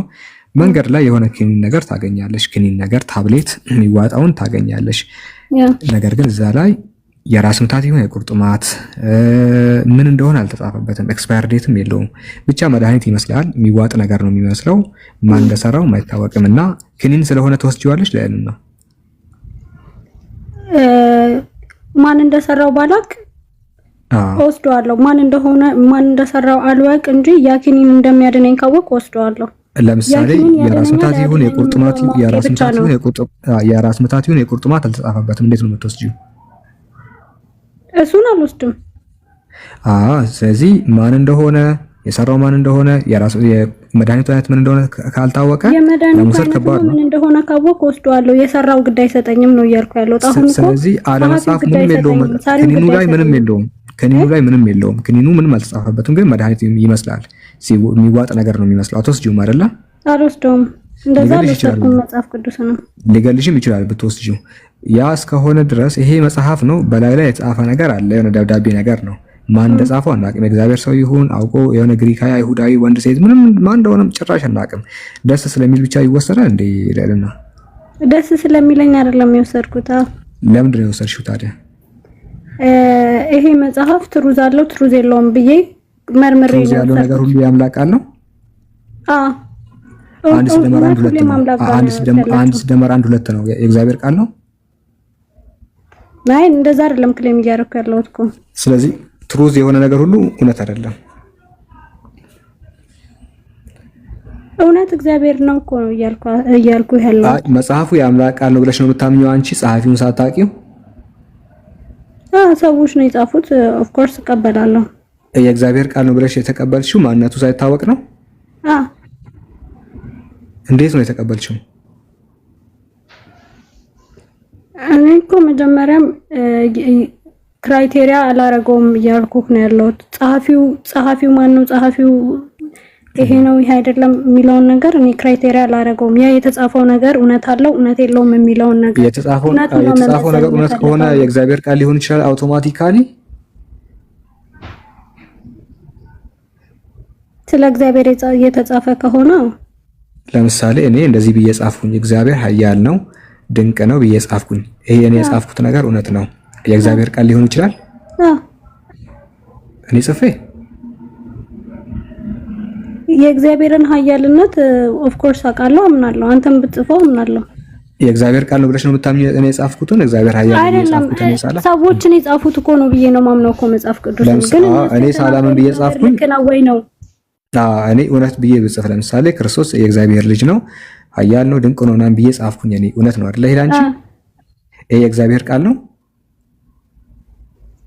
የእግዚአብሔር ቃል የሚለውን እንዴት ነው ነቢያት ጋር ክርስቶስ ታደርገዋለህ? ከነቢያት አስተምሮ ጋር ከዛ እውነት ሊሆን ይችላል፣ የእግዚአብሔር ቃል ነው ተብሎ ሊገለጽ ይችላል። እኔ ብጽፈው ኖ እንዴ መሰል አስተምሮ ለምሳሌ አሁን ለምሳሌ በእኛ በክርስቲያኒቲ ከላይ ከነቢያት የነቢያት አስተምሮና የክርስቶስ ትምህርት እንዲሁም የሐዋርያት መያያዝ አለበት፣ መነጣጠል የለበትም። ሰው እነዚህ ያሚያያዝ ከሆነ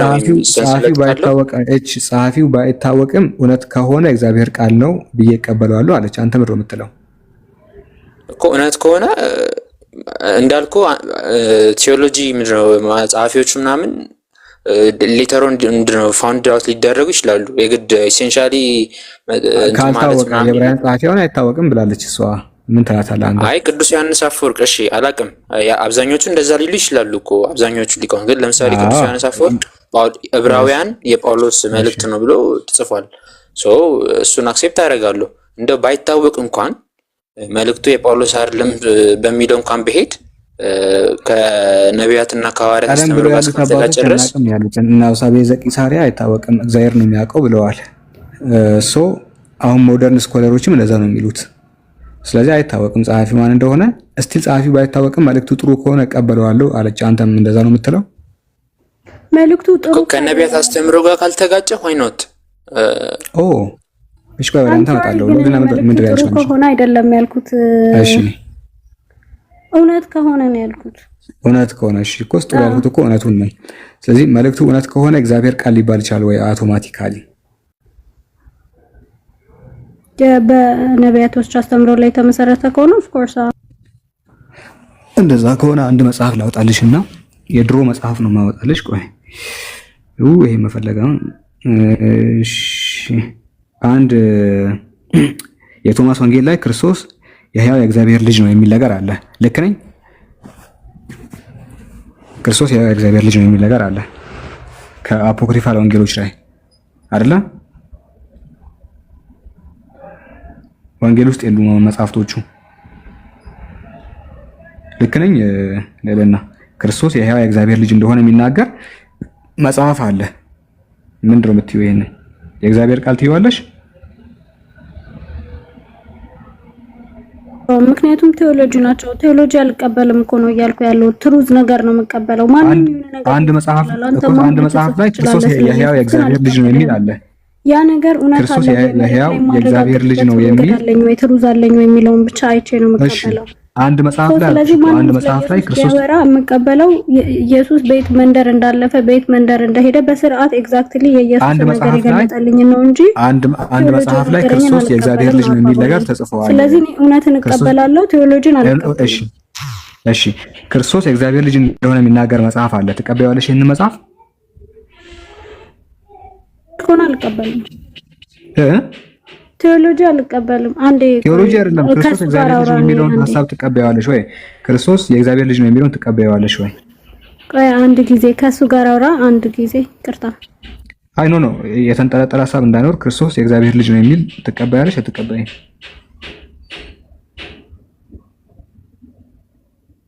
ስልክ ላወራ ስለሆነ ነው። እሺ ይቅርታ። እሺ ችግር የለውም። እስቲ ቆይ ማን አለ ከበር የሚያደርግልኝ? አንዴ ልውጣ። 300 ሰው ዘርግፌ ከመሄድ ወደ ዓለም ሁሉ ሂዱ፣ ወንጌል ለሁሉ ፍጥረት ስበኩ፣ ያመነ ይድናል፣ ያላመነ ደግሞ ይኮነናል ብሎ ላካቸው አይደል? ለዚህ አሁን ጌታችን ኢየሱስ ክርስቶስ ለዓለም ሁሉ ስለመጣ ይሄንን ወንጌል ለዓለም ሁሉ ይላካቸው ወደ ዓለም ሁሉ ብሎ አይደለም ይላካቸው። እስኪ አንብበው ማርቆስ ምዕራፍ 16 ቁጥር 17 እስከንዶ ኢየሱስ ምልክቱ ወዳለበት ብቻ ሂዱ ነው እንጂ ያላቸው ወደ እስራኤል ብቻ ሂዱ ነው እንጂ ያላቸው ወደ ዓለም ሁሉ ይባላቸው። ዓለም ማርቆስ አንብበው እስኪ ማርቆስ ምዕራፍ 16 ከቁጥር 15 እስከ 17 እስከንብብልኝ። እሺ ማርቆስ 16 ከቁጥር 15 እስከ 17 አንብብልኝ። መሰረቱ ይሄ ጥቅስ ጭማሪ ነው። 16 ያመነ የተጠመቀ ይድናል የሚለው ነው። ይሄ ጥቅስ ሲጀምር ጭማሪ ነው። ከቁጥር 9 በኋላ ያለው ጥቅስ ጭማሪ ነው። ላምብልህ አላቂ ነው፣ ጭማሪ ነው። የለም እንትኑ ላይ ያመነ የተጠመቀ ይድናል፣ ያላመነ ግን ይፈረድበታል። ያመኑትም እነዚህ ምልክቶች ይከተሉባቸዋል። በስም ያጋንንት ወደ ዓለም ሂዱ የሚለው አልከው። ወደ ዓለም ሂዱ የሚል ጀምረህ የቱ ጋር የለም? ቁጥር 16 ላይ አይናገርም። የቱ ጋር 15 ጀምረህ እንግዲህ አላቸው ወደ ዓለም ሁሉ ሂዱ ወንጌልንም ለፍጥረታት ሁሉ ስበኩ። እኮ እኔ ዓለም እኮ እያልኩ ያለሁት እንትኑን ነው። ቆይ እኔ ላውጣልህና እዛ ጥቅስ ላይ ቆመን እናወራለን። ችግር የለውም። ምልክቱ ወዳለበት እንዳትገቡ ብሎ ይከለክላቸዋል። ምልክት ወዳለበት የሚል እዚህ ቃል እኮ የለውም ወንድሜ። ወይ ችግር የለውም። ይሄ ዓለም እኮ የሚለውን አንተ አልተረዳም። ስፔሲፊካሊ ወደ እስራኤል ሰዎች ሲልካቸው ያንኳኩ የሄዱ በዛ ሰዓት ብቻ የነበረ ነው። አሁን እዚህ ጋር ያለ ግን ለጠቅላላ ለሁሉም ዲፓርት ከመሆኑ በፊት ወደ ሰማይ ከማድረጉ በፊት የተናገረው ቃል ነው። እዚህ ቃል ያለው ስለዚህ ዓለም ሁሉ ሂዱ ማለት ለሁሉ ነው። መጽሐፍ ቅዱስ በብዙ ነገር ይችላል። ደግሞ ሐዋርያቶች ሐዋርያ ሥራ አንብበን ነበር አይደል? ከነበብከው እስኪ ሐዋርያ ምዕራፍ 1 አንብብልኝ እስኪ ከቁጥር 8 ጀምረህ አንብብልኝ። ሐዋርያ ሥራ ምዕራፍ 1 ከቁጥር 8 ጀምረህ 8 ላይ ምን ይላል? ነገር ግን መንፈስ ቅዱስ በእናንተ ላይ በወረደ ጊዜ ኃይልን ትቀበላላችሁ፣ በኢየሩሳሌም በይሁዳም ሁሉ በሰማርያም እስከ ምድር ዳርቻም ድረስ ምስክሮች ትሆናላችሁ። በቃ አየኸው ምንድነው? እስከ ምድር ዳርቻ ነው። ወንጌሉ ከኢየሩሳሌም ነው የጀመረው፣ እስከ ምድር ዳርቻ ነው። ለሁሉም ሰው ነው። ያልተረዳው ነገር ልንገርህ፣ በሱ የሚያምን ሁሉ የዘላለም ሕይወት እንዲያገኝ ይሄ ወንጌል በሁሉ እንዲሰበክ ነው፣ ለዓለም በሙሉ ስለመጣ በኢየሱስ ክርስቶስ ፓስተር እየሰማኝ በኢየሱስ ክርስቶስ እኮ የሚያምን የዘላለም ሕይወት የለውም አይደለም ወራችን። በኢየሱስ ክርስቶስ የሚያምን የዘላለም ሕይወት አለው። እኛም እኮ የዘላለም ሕይወት አግኝተናል፣ በኢየሱስ እናምናለን እያልኩ ያለሁት ግን ዓለም ተብሎ የሚጠራው አዲስ ኪዳን እግዚአብሔር ወደ ላከበት ምድር እንጂ ዓለም ብሎ የሚጠራው ኢየሱስ ይሄን አይደለም፣ ወይም እኛ ያለንበትን አይደለም እያልኩ ነው። ዓለም ኢሳይያስ ምዕራፍ 65 ያነበብኩልህ ዓለም ተብሎ የሚጠራው አዲስ ኪዳን ነው፣ ወይም እስራኤል ነው የተላከበት ነው። አይደለም፣ እንደዛ አይደለም። መጽሐፍ ቅዱስ አስተምሮ እንደዛ አይደለም የሚለው አንተ አሁን እንደዛ ድረስ እንትን ስላልከው ነው እንጂ ለዓለም በሙሉ የሚለው ለሰው ልጆች በሙሉ ነው። የሰው ልጅ የለም እንደ እስራኤል እንደ ለሰው እኮ ነው የላከው እግዚአብሔር። እሺ እስኪ ሮሜ ምዕራፍ 5 ሲያንብብልኝ። ማቴዎስ ወንጌል ምዕራፍ 10 ቁጥር 5 ላይ ምንድን ብሎ ይናገራል መሰለህ? እነዚህን 12ቱን ኢየሱስ ላካቸው ይላል። አዘዛቸውም እንዲህም አለ፣ በአሕዛብ መንገድ አትሂዱ፣ ወደ ሳምራውያንም ከተማ አትግቡ፣ ይልቁንስ የእስራኤል ቤት ወደ ሆኑት ወደ ጠፉት በጎች ብቻ ሂዱ አላቸው። አየህ አይደለ? የተላኩት ኢየሱስ ራሱ ለተላከባቸው ህዝብ ነው እንጂ ለሌላ ህዝብ አይደለም። ማቴዎስ ወንጌል ምዕራፍ 10 ቁጥር 5 ላይ ጀምረህ ስትመለከተው ሄዳችሁ መንግስት ሰማያት ቀርባለች ብላችሁ ስበኩ ነው ያላቸው። ለነማን? ለዛ ለእስራኤላውያኖች ወይም ደግሞ ለተላከበት ህዝብ ነው። ወደ ሌላ እንዲሄዱ እንኳን ራሱ አልፈቀደላቸውም። ያቺ ሴት ራሱ እኮ ስትጠይቀው ብድላት የልጆችን እንጀራ ለቡችሎች መጣል አይገባም እኮ ነው ያላት። አድን ልጅን አድን ይብላ ስትከተለው እኔ ለጠፉት ለእስራኤል በጎች እንጂ አልተላኩም ካላት በኋላ እስኪ ሳምራዊት ሰቤት እንስተዋስኪ አሁን ለምሳሌ በዮሐንስ ወንጌል ምዕራፍ 4 አለ አይደል? ሳምራዊቷን ምን አድርጓል? አግኝቶታል። አሁን ያልተረዳው ነገር ኢየሱስ ክርስቶስ አሁን ሐሳባችን እንዳይበተል ልሰብስብልህ። አሁን ምንድን መሰለህ ስለ ድነት አመጣ። ኢየሱስ ክርስቶስን ከእግዚአብሔር አብ ጋር አወዳድረ ነው ኢየሱስ ክርስቶስ አንድ እንዳልሆነ ፍጡር እንደሆነ አየንና ከዛ ስለ ድነት አመጣ። ድነቱ ከአዳም ጋር አያያዝከው እንደማይገናኝ ያሳየው። ምክንያቱም ትንቢተ ሕዝቅኤል ማነው እንትና ላይ ማነው ትንቢተ አልኩኝ ዘሌዋውያን ላይ ማለት ነው ቢመለስ ይላል። ቢመለስ ከሰራትም ኃጢአት እንትን ቢል ማለትም ያ ሰውዬ አምላኩን ፈርቶ ከዛ ካደረገው ነገር ቢጸጸትና ቢመለስ እግዚአብሔር ምን ያደርገዋል ይላል። ያን ሰውዬ ቆላም ብብልህና እሱ ጋር ቆሞ ማውራት ትችላለህ ማለት ነው። ከኃጢአት ጋር ያወራነው ነው አሁን ለዓለም ሆኗል ምናምን ብለህ እዚህ ጋር እዚህ ድረስ የመጣ ነው ማለት ነው። እግዚአብሔር ሲናገር ምን ይላል? ኃጢአትን የምትሰራ ነፍስ እርሷ ትሞታለች። ልጅ አባቱን ኃጢአት አይሸከምም፣ አባትም የልጁን ኃጢአት አይሸከምም። የጻድቁ ጽድቅ በራሱ ላይ ይሆናል፣ የኃጢአተኛውም ኃጢአት በራሱ ላይ ይሆናል። አዳም ተሳሳተ፣ ኦሬዲ አምላኩ ጋር ተጣላ እንበልና ወደ ምድር ወረደ እንጂ ራሱ ጋር ነው እንጂ የተጣላው ወር ደግሞ ራሱ ነው እንጂ የበደለው ካንተ ጋር የሚገናኝ ነገር የለውም። አንተን አዳም ዘሩ እንደሆንክ ሊያውቅ ይችላል። ከዛ ውጪ ያውቃል አንተን አዳም አንተ ነበርክ አልነበርክም የሱ ዘር ነህ። ከዛ ተዋልደህ መጣ አንተ በምትሰራት እንጂ እግዚአብሔር አንተ እንደማይቀጣ መጽሐፉ ይናገራል። ኃጢአተኛውም ካደረጋት ኃጢአት ሁሉ ቢመለስ ትእዛዜንም ሁሉ ቢጠብቅ ፍርድና ቅን ነገር ቢያደርግ ፈጽሞ በሕይወት ይኖራል እንጂ አይሞትም ይላል ራሱ እግዚአብሔር ሲናገር እንጂ አንተ ማነው አባትህ ወር ወንድምህ የሆነ ነገር አድርጎ በዛ ኃጢአት እንደማትቀጣ ራሱ መጽሐፉ ያስተምራል። አንተ በተቃራኒው መተህ ለዓለም እንደሞተ ምናምን ኢየሱስ ዓለም ተብሎ የሚጠራው እስራኤል ኦር ደግሞ የተላከበት ቦታ እንደሆነ አሳይቻለሁ ማስረጃ ራሱ እግዚአብሔር ለእስራኤል ከዚህም ሰው ዘር እግዚአብሔር እንደተስፋው ቃል ለእስራኤል መድኃኒት እርሱንም ክርስቶስን አመጣ ነው የሚለው። ዓለም ብሎ የሚጠራው ያን የተላከበትን እንጂ እኛን አይመለከትም። ምክንያቱም ኢየሱስን ልጅ ታደርጎ ራሱ እግዚአብሔር ስለሚናገር ስለ ኃጢአት ስታወራ ደግሞ ራሱ ኃጢአት ለራስህ እንጂ የምትሞትበት አንተ አባትህ ኦር ደግሞ የሆነ ባንተ ምክንያት የሚቀጣ ሰው የለም ማለት ነው። ከተማመንን እዚህ ድረስ ኢየሱስ ክርስቶስ ከእግዚአብሔር ከማለትም እንደ መጽሐፍ ቅዱስ አስተምሮ እግዚአብሔር የላከው አንድ የአይሁድ አስተማሪ አንድ የአይሁድ ታላቅ ነብይ እንጂ ሌላ አይደለም። ራሱ ኢየሱስ ክርስቶስ ማቴዎስ ወንጌል ምዕራፍ 9 ላይ ሲናገር ምንድነው ህዝቦቹ የሚሉት? ማቴዎስ ወንጌል ምዕራፍ 9 ላይ ሲናገሩ ማለት ነው ሰዎቹ ኢየሱስ በሚያደርገው ነገር ሁሉ ይደነቁበት ነበረ። አምላክም እንደዚህ አይነትን ስልጣን ለዚህ ሰው የሰጠን አምላክ አደነቁ ነው የሚለው። የተላከው ሰው ለእስራኤል መድኃኒት እንደሆነ ራሱ ያቺ ሴት ራሱ ትናገራለች።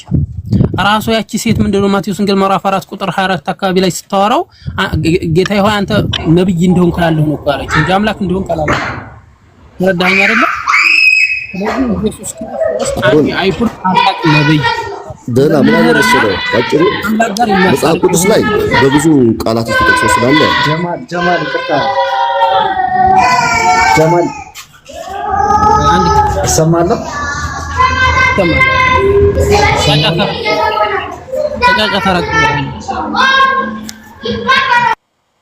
ተጫጫታ ራቅ በል በጣም ድምጽ አለ።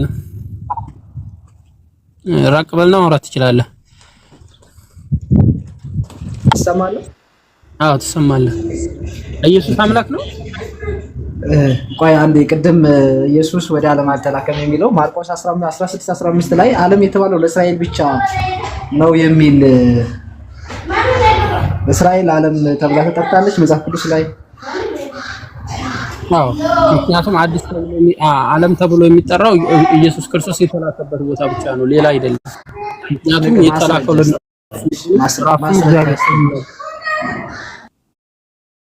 ይሄ እኮ አመጣሁልህ እኮ ኢየሱስ የተላከው ለእስራኤል ብቻ ነው። እኔ ወደ እስራኤል ብቻ ነው የተላኩት እኮ አለ ፖዙናል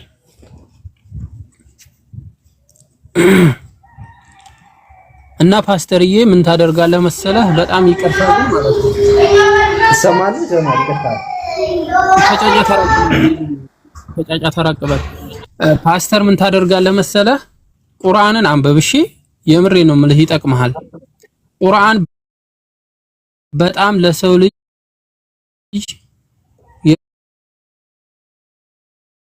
የቀን ተሌት ህይወታችን ነው ልናደርገው የሚገባ መጽሐፍ ነው።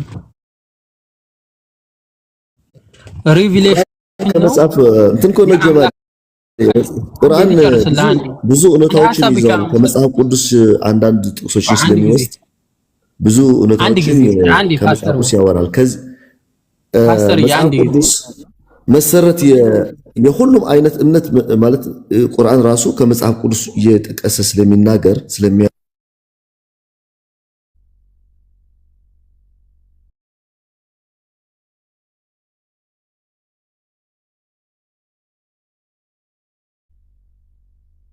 ነው እውነትን ከውሸት የሚለይ የሆነ መጽሐፍ ነው። ማን? ቁርአን።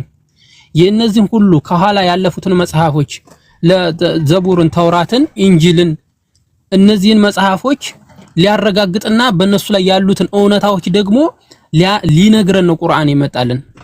ኦኬ ነብዩ መሐመድ ሰለላሁ ዐለይሂ ወሰለም የመጨረሻ ምንድናቸው? የመጨረሻ መደምደሚያ ነብይ ተደርገው የተላኩት ያንን የተደበቀ ውሸትን የተደበቀ እውነትን ሊያወጡና የተዋሸውን ውሸት ደግሞ እውነት ነው ሊሉ ነው።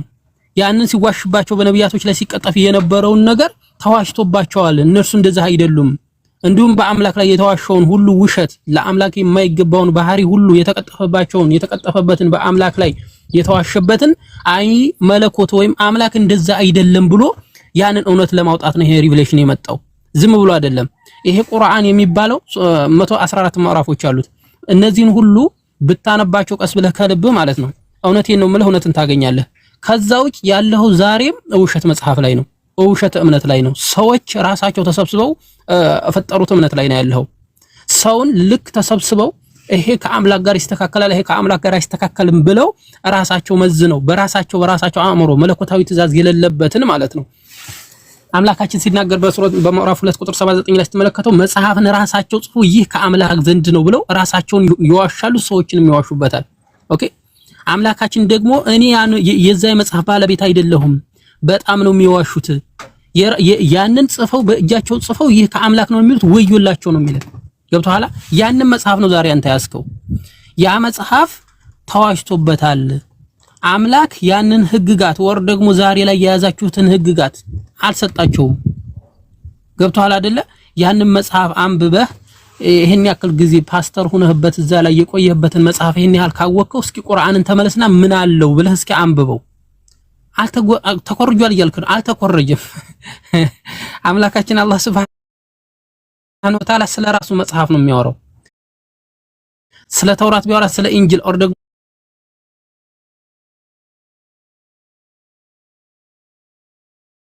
ስለ ዘቡር ቢያወራ ማለት ነው ፓስተርዬ እየኮረጀ አይደለም፣ ስለሰጣቸው መጽሐፍ ነው። አንድ ባለቤት ማለት ነው ስለ ራሱ ነገር ያወራል። ለምን ታወራለህ ብለህ መከልከል አትችልም። ሉቃስ ወንጌል ስለ ማርቆስ ወንጌል አይደለም የሚያወራው። እነዚህ መጽሐፎች እኮ ላንተ ሰዎች ተሰብስበው በቃ ሰዎችን በቃ በዚህ መልኩ ብንጽፍላቸው ይቀበሉናል ብለው አስበው ነው የጻፉልህ ላንተ ይሄንን እንጂ አምላካችን ስላንተ ስላስከው ወንጌል ብለህ ስለምትጠራው አይደለም የሚያወራው። አምላካችን የሚያወራው ሊተራሊ ሪቪሌሽን ወይም ግልጠተ መለኮት ስለሰጣቸው በዛው ስለነርሱ ለምሳሌ ስለ ሙሴ ሲያወራ ወይም ስለ ኢየሱስ ክርስቶስ ሲያወራ ለሰጠው መጽሐፍ ወይም ስለሰጠው መጽሐፍ እንጂ የሚያወራው ዛሬ አንተ እንደፈለክ አድርገህ ስለያዝከው መጽሐፍ አይደለም። ይሄንን ተረዳና አንብበው። ቁርአን በጣም ህይወት አድርገህም ትይዘው መጽሐፍ ነው። ነገ በትንሳኤ ቀን ከከሳሪዎቹ ከመሆናችን በፊት ይሄንን ቁርአን አጥብቀን ልንይዘው ይገባል ነው የምልህ። መጽሐፍ ቅዱስ ሰዎች ተሰብስበው የጻፉልህ እንዲሁም ለሰዎች ኦር ደግሞ ቄሶች ኦር ደግሞ አባቶች ተሰብስበው የሰጡህ እንጂ መለኮታዊ ቃል አይደለም። ልክ ሉቃስ ወንጌል ላይ እንደምትመለከተው ሲጽፈው ምን ይላል መሰለህ? መጀመሪያው ላይ ስትመለከተው የከበርክ ቴዎፍሎስ ሆይ ከመጀመሪያው በአይን ያዩትና የቃሉ አገልጋዮች የሆኑት እንዲያስተላልፉልን ነው የሚለው። በእኛ ዘንድ ስለተፈጸመው ነገር ብዙዎች ታሪክን ነው አየሁ አይደል? ታሪክን ለማዘጋጀት ስለሞከሩ እኔ ደግሞ ስለተማርከው ቃል እርግጡን እንዲታወቅ ይላል። በጥንቃቄ ሁሉን ከመጀመሪያው ተከትዬ በየተራ ልጽፍልህ መልካም ሆኖ ታየኝ ነው የሚለው። አየሁ አይደል? እነዚህ መጽሐፎች ሲጻፉ ኢየሱስ ክርስቶስ በህይወት ኑሮ በቃሉ በእግራቸው ሐዋርያቶቹ በየመንደሩ እየተመላለሱ ሲያስተምሩ የነበረውን በቃላቸው ማለት ነው። በእኛ ዘንድ እኮ እንደዚህ ብለው ተናግረው ነበረ ኦር ደግሞ ላልተናገሩም ይችላሉ። ልክ ያንን ከጊዜ በኋላ ኢየሱስ ክርስቶስ ከሄደ በኋላ የተጻፈ ነው። ኦኬ ፓስተር በቅቶታል መሰለኝ። ማንኛውም ይሄ በቃል እስካሁን ካወራው ይሄንን የሰማው ይበቃል ይመስለኛል። ምክንያቱም ምንም ለውጥ የለውም እናንተ ላይ ብዙም ብናወራ። ጀማል ይሰማል? አሁን ትሰማለህ? እሺ ትሩስ ሰላም ላንተ ይሁን። ላንተም ይሁን። ለዓለም ያለው ለእስራኤል ብቻ ነው ብለህ ነበረ። አዎ አይደለም ማለት ተቻልክ ማስረጃ ክፈል። እሺ ዕብራውያን 2:9 ይላል። ዕብራውያን 2:9 ምን ይላል? 2:9 ምን ይላል? መክፈት ትችላለህ? ቆይ አንዴ። ነገር ግን በእግዚአብሔር ጸጋ ስለሰው ሁሉ ሞትን ይቀምስ ዘንድ ከመላእክት ይልቅ በጥቂት አንሶ የነበረውን ኢየሱስ ከሞት መከራ የተነሳ የክብርንና የምስጋናን አይ ሙሉን አይደለም። ስለሰው ሁሉ የሚለው ማንን ነው? እስራኤላውያንን ነው? አዎ እስራኤላውያን ነው። ስለሰው ሁሉ የሚለው ማንን ነው የሚገልጸው? ሁሉ ብሎ የሚልከው እግዚአብሔር ስለላከላቸው ህዝብ ነው። እንዴ ህዝቦች ሁሉ አይባሉም እንዴ? እነዛ ሰዎች እኮ ሌሎቹስ ምንድነው የሚባሉት? ሁሉ እኮ ሲል ሁሉ ማለት ሁሉ የምትለው አቃልሽ ምን ነው የምትገልጸው? ችግር የለውም። ሙሴ ትእዛዝ ተቀብሎ ሲናገር ለምሳሌ ከሲና ተራራ በወረደ ጊዜ ለህዝቦቹ ሁሉ ብሎ ተናገረ አይደለ? ለኛም ነው እንዴ? ለኛም ነው እንዴ? ሙሴ ከሲና ተራራ በወረደ ጊዜ ሁሉ የሚለው ሁሉ አንዴ አዳምጥ ፕሊስ። ሙሴ ከሲና ተራራ በወረደ ጊዜ ከእግዚአብሔር የተቀበለውን ቃል ለህዝቦቹ ሁሉ ብሎ ተናገረ። ስለዚህ እኛን ያመለክታል አይደለም? ሁሉ የሚለው ማንን ነው የሚያመለክተው? እዚህ ላይ እኮ ነው፣ እሱ ላይ የሙሴ ላይ ሳይሆን እዚህ ስለዚህኛው ስለ ዕብራውያን ነው። በመልስ አታውቅም እንደ ጥያቄ በመልስ ጥያቄ ላይ ነው እንደ ሌላ ጥያቄ የምትጠይቀኝ? እኔ እኮ እየጠየቅኩ ነው። ጥያቄ በጥያቄ ይመለሳል። እዚህ ጋር ሁሉ የሚለው ለእስራኤል ህዝቦች ነው አልኩህ እኮ ትሩዝዬ፣ ይሰማኝ አይደለም? እስራኤል ልክ ለምሳሌ አንስቼ ዕብራውያን ላይ ኦኬ፣ ሐሳብን ጨርስሽ ማለት አትግባ፣ ጨርስ። እሺ ወደ ዕብራውያን ላይ ማለት ነው ለሰው ልጆች ይሄው ወደ ዕብራውያን 2 ምዕራፍ 2 ቁጥር 9 ላይ ነገር ግን በእግዚአብሔር ጸጋ ስለ ሰው ሁሉ ሞትን ይቀምስ ዘንድ ከመላእክት ይልቅ በጥቂት አንሶ የነበረው የሚለው ስለ ሰው ሁሉ የሚለው ሰው ሁሉ የሚለው ቃል ማንን ነው የሚገልጸው? እስራኤላውያንን ብቻ ነው? ሰው የሚለው እስራኤላውያንን ብቻ ነው የሚገልጸው? እሺ ልመልስልሽ፣ አዳምጠኝ። እሺ ኢየሱስ ክርስቶስ ለማን ነው የተላኩት ብሏል? ራሱ ሲናገር ለማን ነው የተላኩት ብሏል? ስለ ሰው ልጅ ሁሉ። እሺ ክፈትና ሳይኝ ስለ ሰው ልጅ ሁሉ ተልኬያለሁ ያለበት ይሄውና እኮ እዚህ ጋር ያለው ዕብራውያን ተናጋሪ ነው የሚናገረው። ጸሐፊው ማን እንደሆነ የማይታወቅ ጸሐፊ ነው እየተናገረ ያለው። ኢየሱስ የተናገረበትን ስጠኝ። ኧረ ወይ አሁን ልክ እንደዚህ ቃሉን አለመቀበል ስትፈልግ ጸሐፊው ማን እንደሆነ ትላለህ። ጸሐፊው ማን እንደሆነ ማይታወቅ ቃሉን አለመቀበል ጥቅስ ትጠይቁና ማን እንደጻፈው አይታወቅም ትላላችሁ። እሺ አዳምጠኝ። እሺ ልመልስ ነው አዳምጠኝ። ችግር የለውም ሌላ አወጣላለሁ። እሺ አዳምጠኝ። እሺ አንዴ ኢየሱስ ሲናገር ኦር ደግሞ አሁን ይስጠኝ ቃል እዚህ ዕብራውያን 9 ላይ ያለውን ጥቅስ ለዓለም ሁሉ ተባለ ወይም ለሰው ልጆች ሁሉ ተባለ አልከኝ አይደለ? ሙሴም ለሰዎች ሁሉ ነገራቸው ብሎ ሲናገር እኛ ጋር ደርሷል ወይ ስልህ እንዳልደረሰው ወይም ደግሞ መመለስ አልፈለክም። የጠየቅኩት እዚህ ላይ ነው አልከኝ። ይሄ ደግሞ እንደዛ ተብሎ የሚመለስ ቃል አይደለም። እያነሳው ላይ ያለሁት በዛም ተመሳሳይ የሆነ ተቃራኒ የሆነ ነገር ነው እንድትመልስ ኦር ደግሞ እንዲገባህ ነው ይሄን ያነሳሁት። ኢየሱስም ሲናገር ለጠፉት ለእስራኤል ልጆች ብቻ ነው የተላኩት አለ። ማቴዎስ ወንጌል ምዕራፍ 10 ቁጥር 5 ላይ ሲናገር ምልክቱ ወዳለበት ኦር ደግሞ ለእስራኤል ልጆች ብቻ ሂዱ ወደ ሌላ ቦታ እንዳትሄዱ አላቸው ሐዋርያቶቹን ራሱ ሲልክ። እግዚአብሔር ደግሞ በሐዋርያት ሥራ ምዕራፍ 13:23 ላይ ሲናገር ለእስራኤል መድኃኒት እርሱንም አመጣ ይላል። አሁን ተረዳኸኝ? እግዚአብሔር የላከው ለእስራኤል ብቻ ከሆነ ኢየሱስ ሲናገር ለጠፉት ለእስራኤል በጎች እንጂ አልተላኩም ብሎ ሲናገር ለዓለም ሁሉ ኦር ደግሞ ለሰዎች ሁሉ ብሎ ቢናገር እነዛ እስራኤላውያኖች ሰው ተብለው ሁሉ ተብለው ይጠራሉ አይጠሩም? አሁን መልስትሩ እኮ ወንድሜ ልንገርህ ያ ቦታ ላይ እኮ ስለ እስራኤላውያን ሲያወራ ስለነበር ነው። ያው ስለ እስራኤላውያን ሲያወራ ስለነበረ ስለነሱ ነው የሚያወራው። ገባ? ስለነሱ ነው የሚያወራው። ሩዝ አንዴ አዳምጠኝ። ሰው ሁሉ ኦር ደግሞ ዓለም ተብለው ይጠራሉ አይጠሩም? ኦር ደግሞ ሰዎች ሁሉ ተብለው ይጠራሉ አይጠሩም? እስራኤላውያኖች ተብለው ይጠራሉ። ሁሉም እኮ ሁሉ ሲል እኮ በጣም ጎበዝ። ስለዚህ እኔ እያወራሃለሁት አንድ ጊዜ ቆይ፣ አንተን አይደለም እኮ የምሰማህ። ኦር ያልተጻፈ ነገር እኮ አልሰማህም። እየሰማሁ ያለሁት ምን እንደው ታውቃለህ? መጽሐፍ ቅዱስ ስለሰጠኸኝ ኦር ደግሞ ይሄን ጥቅስ ስለጠቀስክ ነው እያወራን ያለነው። ስለዚህ ኢየሱስ ሲናገር ለእስራኤል ነኝ ካለ እግዚአብሔር ለእስራኤል ነኝ ላኩህ ካለው ሁለቶቹ የተስማሙ ቃሎች ይሆናሉ። ራሱ ሲያስተምር ሐዋርያቶቹን ሶስተኛ ወገን እግዚአብሔር ለኢየሱስን ምን አለው? ለእስራኤል ልኬሃለሁ አለው። ኢየሱስ ደግሞ ስለተላከበት ዓላማ ሲናገር እኔ ለእስራኤል ነው አለ። ራሱ ደግሞ ኢየሱስ ሐዋርያቶቹን የራሱን ሲልካቸው ወደ ማን ነው አለ? ወደ እስራኤል ብቻ ሂዱ አላቸው። አሁን እነዛ ሰዎች ዓለም ተብለው ቢጠሩ፣ ሰዎች ተብለው ቢጠሩ፣ ለሰዎች ሁሉ ተብለው ቢጠሩ አይቻልም እንዴ ስልህ ይቻላል ብለኸኛል። በዛ ምሳሌ አስቼ ሙሴ ከሲና ተራራ ወርዶ ለሰዎች ሁሉ ነገራቸው ብሎ ሲናገር እኛን ይመለከታል እንዴ ስልህ እንደማይመለከት ነው የምትመልስልኝ። ኦሬዲ አልመለስክልኝ። ስለዚህ ዓለም ተብሎ አንድ ጊዜ ስማኝ፣ ዓለም ተብሎ እየተጠራ ያለው አዲስ ኪዳን እንጂ አንተን የሚመለከት አይደለም። አዲስ ኪዳን ብለህ አንተ ያስከው ደግሞ ልክ ምንድነው ልበልህ አባቶችህ ወር ደግሞ እነዛ ሰዎች ተሰብስበው በስብሰባ ጸደቁና ላንተ አመጡልህ። ኢየሱስ አይመለከተውም። ኢየሱስ የሚያውቀውን እምነት አይደለም እየሰበካችሁ ያላችሁት እናንተ። ኢየሱስ አንድ አምላክ አስተምሯል ለእስራኤል ልጆች። አንዴ ፕሊስ ሊጨርስልህ። ኢየሱስ አንዱን አምላክ ለእስራኤል ልጆች አስተምሯል። እናንተ እስራኤል ተገንጥላችሁ ወይም ተዛ ሰምታችሁ መጣችሁና አይደለም ራሱ አምላክ ነው ብላችሁ ሶስት ጥንድ ያረጋችሁለትና አስተካከላችሁት ማለት ነው። እሱ የማያውቀው ኢየሱስ የማያውቀውን አስተምሮ ማለት ነው። ምኑ ነው እስራኤላውያኖች ግን ዛሬ ምኑ ነው ኢየሱስ ክርስቶስ የማያውቀው አስተምሮ? ኢየሱስ አብ ወልድ መንፈስ ቅዱስ ብሎ አላስተማረም። እሱ አንድ አምላክ ብለህ አንተ ግን ስታርግህ ታመልካለህ። መጽሐፍ ቅዱስ ያስተምራል። አይ ጀማል ወንድሜ ልንገርህ፣ መጽሐፍ ቅዱስ ላይ ነው ያነበብከው። ኢየሱስ መጽሐፍ ቅዱስ እስራኤላውያኖችን አስተምሯል ወይ? ቆይ ኢየሱስ እስራኤላውያኖችን አስተምሮ አንድ ጊዜ መጽሐፍ ቅዱስ ላይ ነው ያነበብከው? ኢየሱስ ለእስራኤላውያን ያመጣጡ አረስማኝ ኢየሱስ እስራኤላውያኖችን ሲያስተምራቸው አንዲ ስማሽ ኢየሱስ እስራኤላውያኖችን አንተ ብቻ ነህ እንዴ የምትወረው? እሺ አውራ። መጽሐፍ ቅዱስ ላይ ነው ያነበብከው ኢየሱስ ክርስቶስ ለእስራኤላውያን ብቻ ነው የተላኩት የሚለውን ያለውን? አዎ እግዚአብሔርም ደግሞ ኢየሱስን ልጄን የላኩት ለእስራኤላውያን ነው የሚለውን ያነበብከው መጽሐፍ ቅዱስ ላይ ነው። ልጄን የላኩት አይልም እኮ የላኩት እንዴ አልከኝ እኮ ለእስራኤላውያን ብቻ ነው የላኩት የሚል አለ ብለሃል። እሱ የሁለቱ ይገናኛል ብለህ ከመጽሐፍ ቅዱስ ላይ ነው ያነበብከው። በጣም ጎበዝሽ።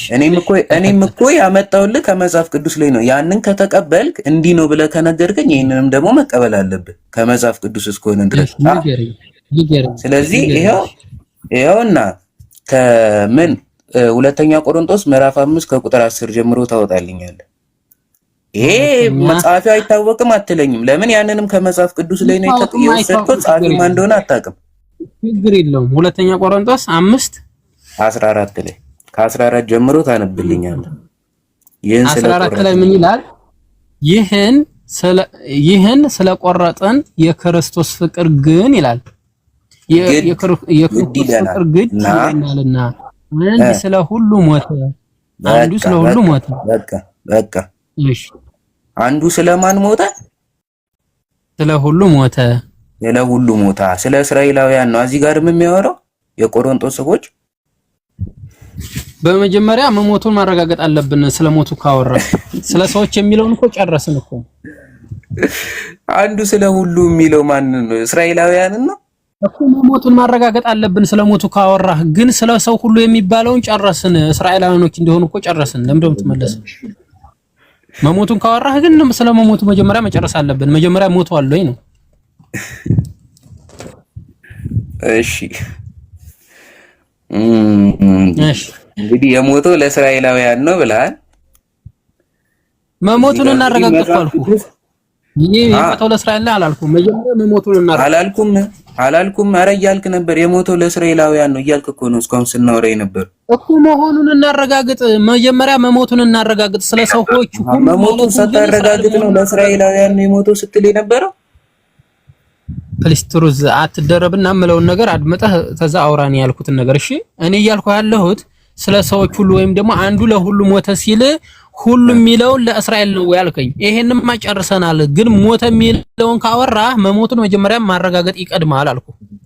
ኦኬ ጀማል ወንድሜ ምን መሰለህ፣ መጀመሪያ እኔ አሁን አንተ ሞቷል ግን የሞተው ለእስራኤል ነው ለዓለም ሁሉ አይደለም ብለህ ነበር አይደለ? ስትነጋገር የነበረው ውይይቱ ስትወያይ የነበረው ሞቷል፣ መሞቱን እኮ ተቀብላል። ግን የሞተው ለሁሉም አይደለም ለእስራኤል ነው። ስለሞት አውርተናል።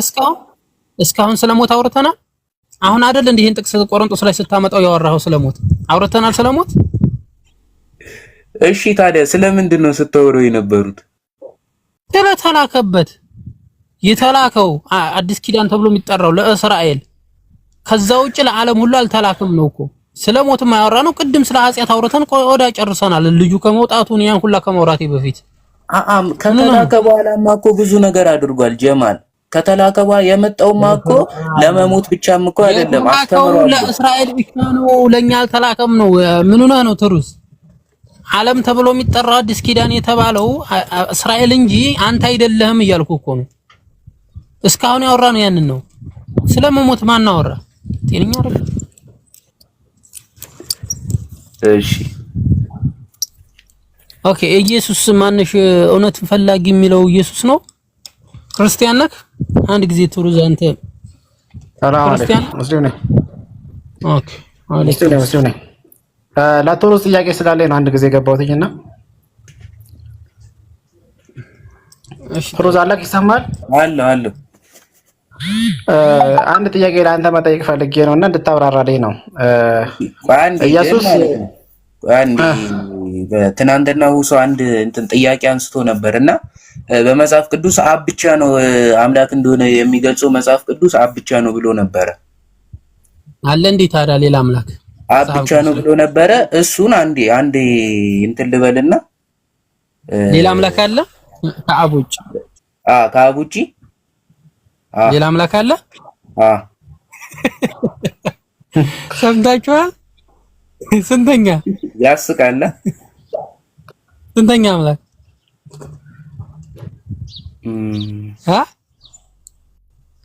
ሶስተኛ ነው ሁለተኛ?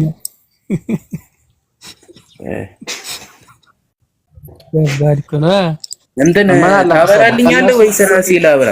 ታበራልኛለህ ወይስ ራሴ ላብራ? አበራልሃለሁ። ንገረኝ ጥቅሱን። እሺ ጥቅሱን ታበራልኛለህ። አንደኛ ቆሮንቶስ ምዕራፍ 8 ከቁጥር 6 ላይ ያወጣልኝ። 8:6 ምን ይላል? ለእኛስ ነገር ሁሉ ከእርሱ የሆነ እኛም ለእርሱ የሆነን አንድ አምላክ አብ አለን ይላል። ስለዚህ አንድ አምላክ እዚህ ጋር ማን ነው? አብ ነው። አብ አለ። ትናንትም ደግሞ ዮሐንስ ላይ አንድ አሳይቶኝ ነበረ። ከዛ ደግሞ ስንተኛ ላይ ታወጣልኛለህ? ስለዚህ ከአብ ውጭ ሌላ አምላክ አለ? ቆይ ተረጋጋ እንጂ ወንድሜ። አለ በላ እንዴ የምታመጣው ጥቅስ እኮ ሌላ አምላክ አለ ልትለው ወደ ሮሜ ሰዎች ሮሜ ላይ 9:5 ላይ ያወጣልኝ። ሮሜ 9 ምዕራፍ 9 ከቁጥር 5 ላይ ይሄንን መልስ መጀመሪያ። አዎን አልኩ። ሁለተኛ አምላክ አለ? ሁለተኛ አምላክ ሳይሆን በመጽሐፍ ቅዱስ አንድ አምላክ ብቻ ነው ያለው ብሎ ነበረ። ግን ደግሞ በስላሴ ነግሬያለሁ። በሚስጥረ ስላሴ አንድም ሶስትም ናቸው ብዬ ነግሬያለሁ። አንድም እንዲሁ በራሴ ተነስቼ በመጽሐፍ ቅዱስ ላይ ለማሳየት ነው። ይሄው እኮ ክፈት አልኩ እኮ ሮሜ 9 አስረዳ መጀመሪያ። ከአብ ውጭ ሌላ አምላክ አለ ወይ? አዎ ይሄው እኮ መጽሐፍ ቅዱስ ላይ ክፈት። ሌላ ሁለተኛ አምላክ አለ ብለህ ልታሳየን ነው? አንድ እግዚአብሔር አምላክ አለ፣ ግን ደግሞ በሚስጥረ ስላሴ አንድም ሶስትም ናቸው ሲል አንድ የሚሆኑበት ባህሪ ያላቸው፣ ሶስት የሚሆኑበት ደግሞ ባህሪ ያላቸው። ለምሳሌ በአካል ሶስት ናቸው ስለ እንዴት በአካል ሶስት ሆኑ? እኔ ማውቀው አንድ አምላክ ነው ብሎ ነበር እሱ ትናንትና። ማውቀው አንድ አምላክ ነው መኖሩን ማውቀው አንድ አምላክ ነው ሊኖር የሚችለው ብሏል። እኔ ደግሞ እንዴት አንድም ሶስቱም እንደሚሆኑ በመጽሐፍ ቅዱስ ላይ ተመስርቼ አስረዳለሁ ብያለሁ። ለምን ይሄ በሰው ልጅ አንደበት ሊገለጽ የማይችል ስለሆነ። አምልኮ ለማን ነው የሚገባው? ሩዝ አምልኮ ለማን ነው የሚገባው? ለስንት አምላክ ነው አምልኮ የሚገባው?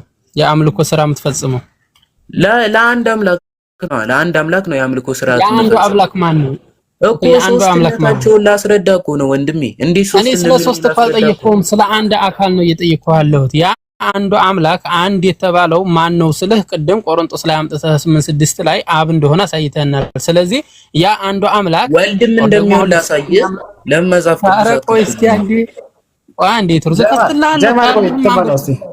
ለምን አትከፍትልኝ? እንደዚህ እኮ አይደለም እኮ የምትግባቡት እኮ እንደዚህ አትግባቡም እኮ። ስለዚህ መጽሐፍ ቅዱስ ምን አለ መሰለክ አብና ወልድ እኩል ናቸው። እሺ አንዴ ቆይ ወንድሜ፣ እሺ አንዴ ትሩዝ ስማኝ። ያ አንዱ አምላክ የሚመለከው መለኮት የሚቀርብለት ለአንዱ አምላክ ነው ኦር ደግሞ ለሶስታቸውም ነው? ችግር የለውም መልስልኝ። ወይኔ አልተግባባንም ወንድሜ። ይኸው አሁን ማለት ነው እኔ ላሳየ የገባው ትናንትና ስንነጋገር ነበረ። ስላሴ ይባላል። ይህ በኢትዮጵያ ኦርቶዶክስ ተዋህዶ ከአምስቱ አዕማደ ምስጢራት አንዱ ምስጢር ነው፣ ምስጢረ ስላሴ ይባላል። ያንን ደግሞ ላስረዳህ፣ እኔ አሁን ላስረዳህ፣ እሱን እንዳስረዳ መጽሐፍ ቅዱስ ላይ መጀመሪያ ማለት ነው ጥቅሱን ማየት አለብህ፣ ማንበብ አለብህ። እሱን ካነበብክ በኋላ ሶስቱ እንዴት አንድ እንደሚሆኑ ጥቅሱን አንብብና ከዛ አስረዳሃለሁ። በምን አንድ እንደሚሆኑ በምን ሶስት እኮ ክፈተው። የለም ከማለት በፊት ለምን አትከፍተው? አንድ ጊዜ ለምን አታዳምጠኝም እንዴ? ሁሉ እያወራ እሺ ላዳምጥ። ተዋህዶ ቤተክርስቲያን ምንድነው ይሄ ስላሴ ሚስጥራትን አዕማደ ሚስጥራትን ማለት ነው ብለህ ቆጠርክ ወይም አወራ። ይሄ ደግሞ መጽሐፍ ቅዱሳዊ ስላላደለ አይመለከተንም። እያወራን ያለነው ደግሞ መጽሐፍ ክፈት። እሺ መጽሐፍ ቅዱስ ክፈት። መጽሐፍ ቅዱስ ይካሉ ማውራትም ያለብን እዚሁ ላይ ነው። ምክንያቱም አዕማደ ሚስጥራት እስኪ አንዴ ልጨርስ እኮ መጽሐፍ ቅዱሳዊ ነው እየከፈትን ነው። ምን አመጣህልን? እዚህ ያላችሁ ሰዎች አይታችሁ ከሆነ አንዱን አምላክ እሺ አዳምጣለሁ። አንዱን አምላክ አመጣህልን። ቆሮንቶስ 8:6 ላይ አንድ አምላክ እንዳለ አመጣህልን። ይሄ አንዱ አምላክ ደግሞ መለኮት የሚገባው ወይም አምልኮ የምትሰራለት ስግደትም ይሁን እርድም ይሁን የተለያዩ ነገሮችን የምታደርገው ለዛ ለአንዱ ለአምላክ ነው ወይ ያልኩህ ነው አይደለም? ትሩዝዬ እሺ ይሄው አውጣው። ለምን መጽሐፉን አትከፍተውም ወንድም? ነው አይደለም? መጀመሪያ አዎ ወይም አይበለኛ እዚህ ጋር አዎ። ለእግዚአብሔር ለአንድ እግዚአብሔር ነው፣ ለአንድ አምላክ ነው። በጣም ጥሩ። ያ አንዱ እግዚአብሔር ማን ነው? ስሙ ማን ነው የሚባለው? እግዚአብሔር ነው። እግዚአብሔር አብ ወልድ መንፈስ ቅዱስ እንዴት ሶስት እንደተባሉ ላስረዳ ወንድሜ። ለመጻፉን እንዴት ብያጠየቅኩህማ ትሩዝዬ። እኔ እኮ እንዴት ብዬን ስጠይቅህ እኮ ነው። አሁን መለኮት የምትሰራው ለአንዱ ለእግዚአብሔር ከሆነ ለእግዚአብሔር ወልድ ነው፣ እግዚአብሔር መንፈስ ቅዱስ ለእግዚአብሔር አብ ነው። አንዱን አትመልስም እንዴ ወንድሜ? ለምን እየነገርኩህ እኮ ነው። እሱ ሚስጥረ ስላሴ ነው። እሱን ለማስረዳት አሁን እኮ መጽሐፉን ልትከፍትልኝ ይገባል። እሺ አሁን እዚህ ጋር ጋይስ ተመልከቱ። እሱ ምስጢረ ስላሴ ወይም ምስጢረ ስላሴ ጋር የተገናኘ ነው እያለ አዕማደ ምስጢራትን ለማለት እየፈለገ ያለውን ነገር ላስረዳችሁ። አይ ምስጢረ ስላሴ ነው እሱ ክፈትልኝ። አንድም ሶስቱም የሚሆኑበት ምስጢረ ስላሴ ነው እሱ የሚያስረዳው። የለም አንድ ጊዜ ትሩዝ አንዴ ቆይ። መጽሐፍ ቅዱስ ላይ ምን ይላል? አንዱ መለኮት አለ ብሎናል። ቆሮንቶስ 8:6 ላይ አንድ አምላክ አለ ብሎናል። ያ አንዱ አምላክ ደግሞ መለኮታዊ ስራው የሚገባው ለማን እንደሆነ መጽሐፍ ቅዱስ ይናገራል። ማለትም እርድም ይሁን ስግደትም ይሁን እስኪ አንዴ ይሄን ስጠይቀው ለስላሴዎች ነው አለ። ኦር ደግሞ ለአብ ለወልድ መንፈስ ቅዱስ አንድ እግዚአብሔር ተብለው ለነሱ መለኮት እንደሚሰራ ነው ያወራ የፈለገው። ግን መጽሐፉ የሚያስተምረው ምንድነው? ለአንዱ ለእግዚአብሔር ለአብ ብቻ ነው የሚለው። እሱ የምናገኘው ሮሜ ላይ ክፈት። ሮሜ 9:5 ክፈትልኝ ወንድሜ። እሺ ከፍትልሃለሁ። ያዕቆብ መልእክት ምዕራፍ 1 ቁጥር 27 ላይ ምን ይላል መሰላችሁ? አሁን ልጁ ያለን ለሶስቶቹ ነው። ያዕቆብ ሮሜ 9:5 እስኪ ልጨርስ አንዴ። ለስላሴ ማለት ያኔ ለአብ ለወልድ መንፈስ ቅዱስ ማለት ነው፣ ሶስት አካል ማለት ነው። ይሄ እንዳልሆነ መጽሐፍ ቅዱስ ሲናገር የእናንተን አስተምሮ እኮ ይሄንን ገድላታችሁን ከንቱ እንደሚያደርገው ነው ማነብልህ። አዳምጥ። ያዕቆብ መልእክት ምዕራፍ 1 ቁጥር 27 ላይ ምን ይላል? ንጹህ የሆነ ነውርም የሌለበት አምልኮ አለ። አይታችኋል? አሁን እሱ ለአብ ለወልድ መንፈስ ቅዱስ ብሎናል አይደለ? መጽሐፉ ግን በተቃራኒው ነው። እነሱ እንደማይገናኙ ንጹህ የሆነ አምልኮ ነውርም የሌለበት አምልኮ አለ በእግዚአብሔር አብ ዘንድ ይህ ነው አለ። አይታችኋል? መለኮት የሚሰራው የአምልኮ ስራ የሚሰራው ለእግዚአብሔር አብ ብቻ እንዲሆን ነው የታዘዘው። ወንድም ግን ምን አለ አልፈልግም ነው ጀማል። እኔ ልክፈተውሽ እኔ መክፈት እኮ እችላለሁ መክፈት እችላለሁ። ዳብራ ልክፈትል ሰምታችሁኛል አይደለ? ከስር ያላችሁት እንግዲህ እንዲያወራ አልፈለገም። እሺ ሮሜ ምዕራፍ 5 ነው አይደለ? ምዕራፍ 5 ስንት ላይ ነው ያልከኝ? ምዕራፍ 9 ትሩዝ አለ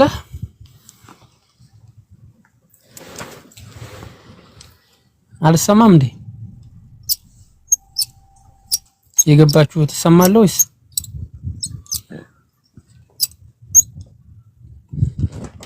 ምን ነው የወረደው? ተመለስ እንጂ ትሩዝዬ።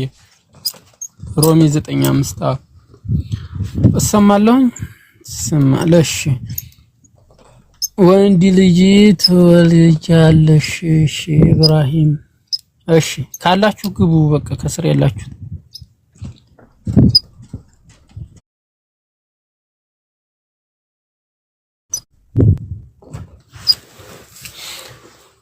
አለ ከስር ክርስቲያን ካላችሁ ግቡ። ሮሜ 9:5 ላይ የሚያወራው ስለ እግዚአብሔር አብ ነው። እርሱም ደግሞ አባቶቹም ለነርሱ ናቸውና ከነርሱም ክርስቶስ በስጋ መጣ ይላል። የመጣው ክርስቶስ ነው። ከኋላ ብታነቡት ያኔ ቃል ኪዳን እንደገባላቸው ለነቢያቶች እንዲሁም እንደሚመርጣቸው እግዚአብሔር ከተናገረ በኋላ በስጋ ከነርሱ መጥቷል። ከማን? ከዳዊት ዘር ማን? ኢየሱስ ክርስቶስ እና ኤዶም መጥቷል መሰለኝ። ኤዶም አለ ኤዶማውያን ኤዶም አለ።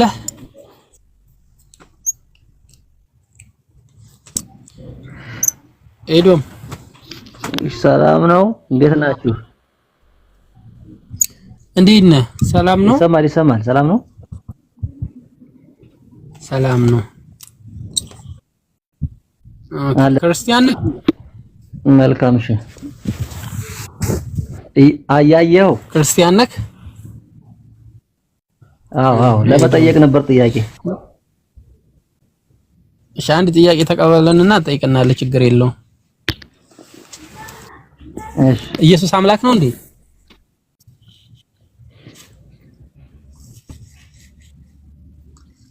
ኤዶም ኢየሱስ አምላክ ነው? በእኔ እምነት አዎ። ክርስቲያን ነህ አይደለ? አዎ። ኦርቶዶክስ ነህ? ፕሮቴስታንት? ኦርቶዶክስ። ትሩዝን አስገቡት። ትሩዝን ኦርቶዶክስ ከሆንክ ኢየሱስ ክርስቶስ ፍጡር ነው ብለህ ነው የምታምነው? አይ አምላክ ነው ብዬ ነው የማምነው። ግን እኔ ጥያቄ ለመጠየቅ ነበር የገባሁት።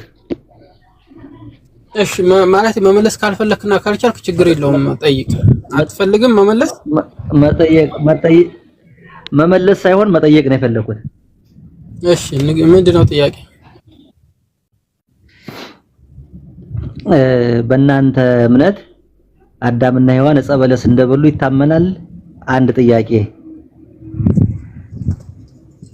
ሁለተኛ ዕፀ በለስ ከበሉስ እሺ ዕፀ በለስ ሲበሉ ተፈርዶባቸዋል አይደለ? ወደ ምድር ወርደዋል። እሺ ስለዚህ እንዴት ሊጸድቁ ቻሉ? ይቅርታ የተደረገላቸው በቁርአን እንዴት ነው?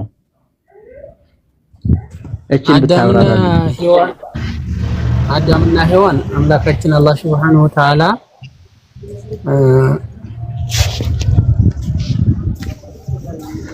አዳምና ሔዋንን ከመፍጠሩ በፊት ለመላእክት ምንድን ብሏቸዋል መሰለ?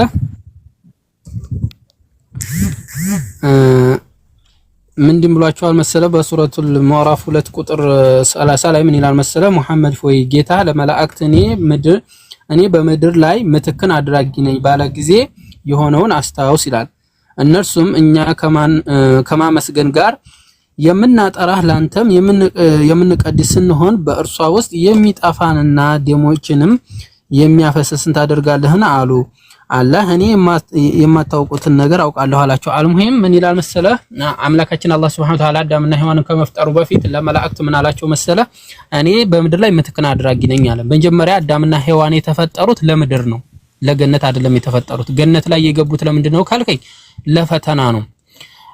አምላካችን አላህ Subhanahu Wa Ta'ala አዳምና ሔዋንን ከፈጠረ በኋላ ገነት ላይ ተዋቸው። ከዛም ይህንን ዛፍ እንዳትበሉት አላቸው። ከበላችሁት ግን ምን አላቸው ከበደለኞቹ ትሆናላችሁ አላቸው። ያንን ዛፍ ሲበሉ ራሳቸውን በደሉ።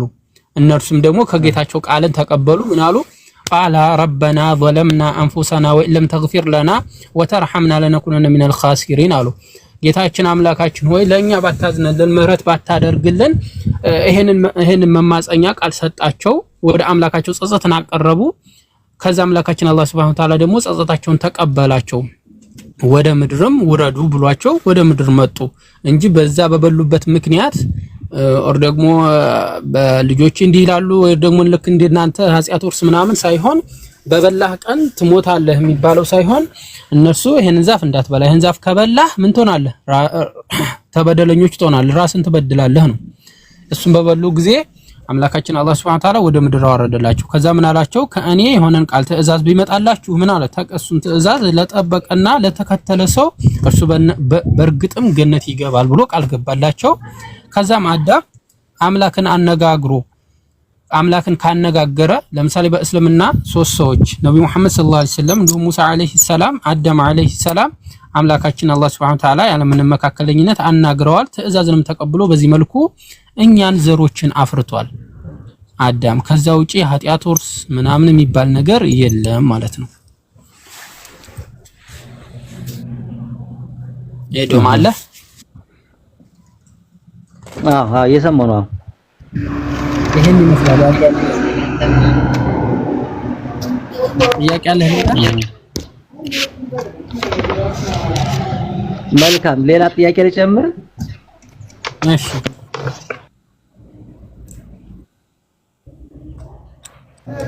መልካም እሺ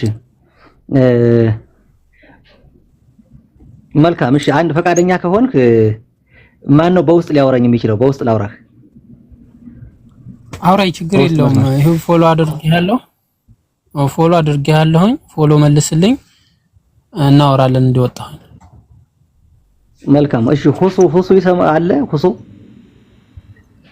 ኡስታዝ አለ ምናልባት ሶላት እሺ እሱንም ማውራት እፈልጋለሁ በውስጥ መስመር ላውራህ። እሺ እሱንም ንገረው በውስጥ ላውራህ። ጀማል ኡስታዝ አለ ቋንዲሲ ኡስታዝ አለ ሁሱ በቃ በኋላ እሱ በሚኖር ሰዓት እኔ ያስገባሃለሁኝ ማውራት ከፈለክ እሱን ታወራዋለህ እንደወጣሁኝ እናናገራለሁኝ እኔ በቃ በውስጥ እናውራሽ። እሺ እሺ ሌላ ማነህ ያው ማን እሺ ቀጥል። አርሰናል ሙስሊም ነህ? ክርስቲያን ነኝ። የትኛው ቤተ እምነት ነህ? ኦርቶዶክስ ነው ፕሮቴስታንት? ክርስቲያን ነኝ። መጽሐፍ ቅዱስ አማኝ ነኝ። ፕሮቴስታንት ነው ኦርቶዶክስ? ክርስቲያን ነኝ አልኩህ እኮ። ክርስቲያን ማለት በክርስቶስ ኢየሱስ ማምን ነኝ። ኢየሱስ አምላክ እንደሆነ ፈጣሪ እንደሆነ አምናለሁ። ለዚህ ጥያቄ ከፈለክ ጥያቄውን እንመልስልሃለሁ። በጣም ጥሩ። 66 ነው 81 ነው መጽሐፍ የምትቀበለው? 66 ፕሮቴስታንት ና ማለት ነው። ምንድነው ታዲያ የምትለው? ከየትኛው ማለት እንደምትማትመልስ? እሺ ጥያቄውን ቀደም ለጠየቀው ጥያቄ መልስ ልስጥህ። ለየትኛው? ኢየሱስ ክርስቶስ አምላክ ነው? አዎ አምላክ ነው። አምላክ ነኝ ያለበትን ስጠኝ። አምላክ ነኝ ማለት እኮ የአምላክነት መገለጫ አይደለም። ታዲያ እግዚአብሔር አምላክ ነኝ ሲል የአምላክነት መገለጫ አይደለም ማለት ነው? እኔ አሁን አምላክ ነኝ ስላልኩ አምላክ ነኝ ማለት ነው? ይቅርታ አንድ ጊዜ ላቋርጣችሁ። ቆይ አንድ ጊዜ ቆይ። እግዚአብሔር አምላክ ነኝ ሲል አምላክ አይደለም? ቆይ የምትለኝ እኔ ሙስሊም ነኝ፣ በእድሜ እበልጣለሁ። እንዴት ነው? ሙስሊም ነህ እንዴ? እሺ እሺ ምንድነው? እሺ ወንድም እሺ ምንድነው? እሺ አናግረኝ። ምንድን አልከኝ? እግዚአብሔር አምላክ ነው ብሎ ሲናገር ስምህ ማን ነበረ? አናግረኝ። ለምንድን ነው ድምጼን የምትዘጋው ወንድሜ? ወይ እስኪ ተረጋጋ ወንድሜ አንድ ጊዜ። እንዴ እኔ እኮ ታላቅህ ነኝ። እንዴት ነው በእስልምና ታላቅን ተረጋጋ ይላል ታናሽ? እሺ አውራ እስኪ ምንድነው ሐሳብህን? እስኪ ተውት ያውራ። በመጀመሪያ ደረጃ ጥያቄ አለኝ። እኔ ሙስሊም ነኝ። ጥያቄ ጠይቃቸው። ሁለት ጥያቄ ነው የምጠይቃቸው። የመጀመሪያው ጥያቄ በሁለቱም በኩል በክርስቲያንም ሆነ በሌላ በኩል የምትጠያየቁት ኤክስፐርታችሁ ምንድን ነው? እናንተ ለዚህ ኳሊፋይ የሚያደርጋችሁ ነገር ምንድን ነው? ምክንያቱም ነብያችን ሰለላሁ ዐለይሂ ወሰለም ምን ይላሉ? የሰው ሃይማኖት ሰድባችሁ ሃይማኖታችሁን አታሰድቡ ይላሉ። እና የእናንተ ኳሊፊኬሽን ምንድነው ያልከው? አሁን ምንድነው ያልከው? ነብያችሁ ምንድነው ያልከው? ሰላም ያሉት የሰው ሃይማኖት ሰድባችሁ ሃይማኖታችሁን አታሰድቡ። ነብዩ ላይ ሰላዋት አውርድ እስኪ። እንዴ ነብይ ሰለላሁ ምንድነው ያልከው? እንደዚህ ነው እንደሚጠሩት? እንደዚህ ነው እንደዚህ ተጻፈ ነው? ጨረሳችሁ? ምንድነው? እሺ ኢየሱስ ክርስቶስ አምላክ ነኝ ካለ ኦር ደግሞ አምላክ ማለት የአምላክነት መስፈርት አይደለም ታልክ፣ እግዚአብሔር አምላክ ነኝ ብሎ ሲናገር የአምላክነት መስፈርቱን እየተናገረ አይደለም? ይኸውልህ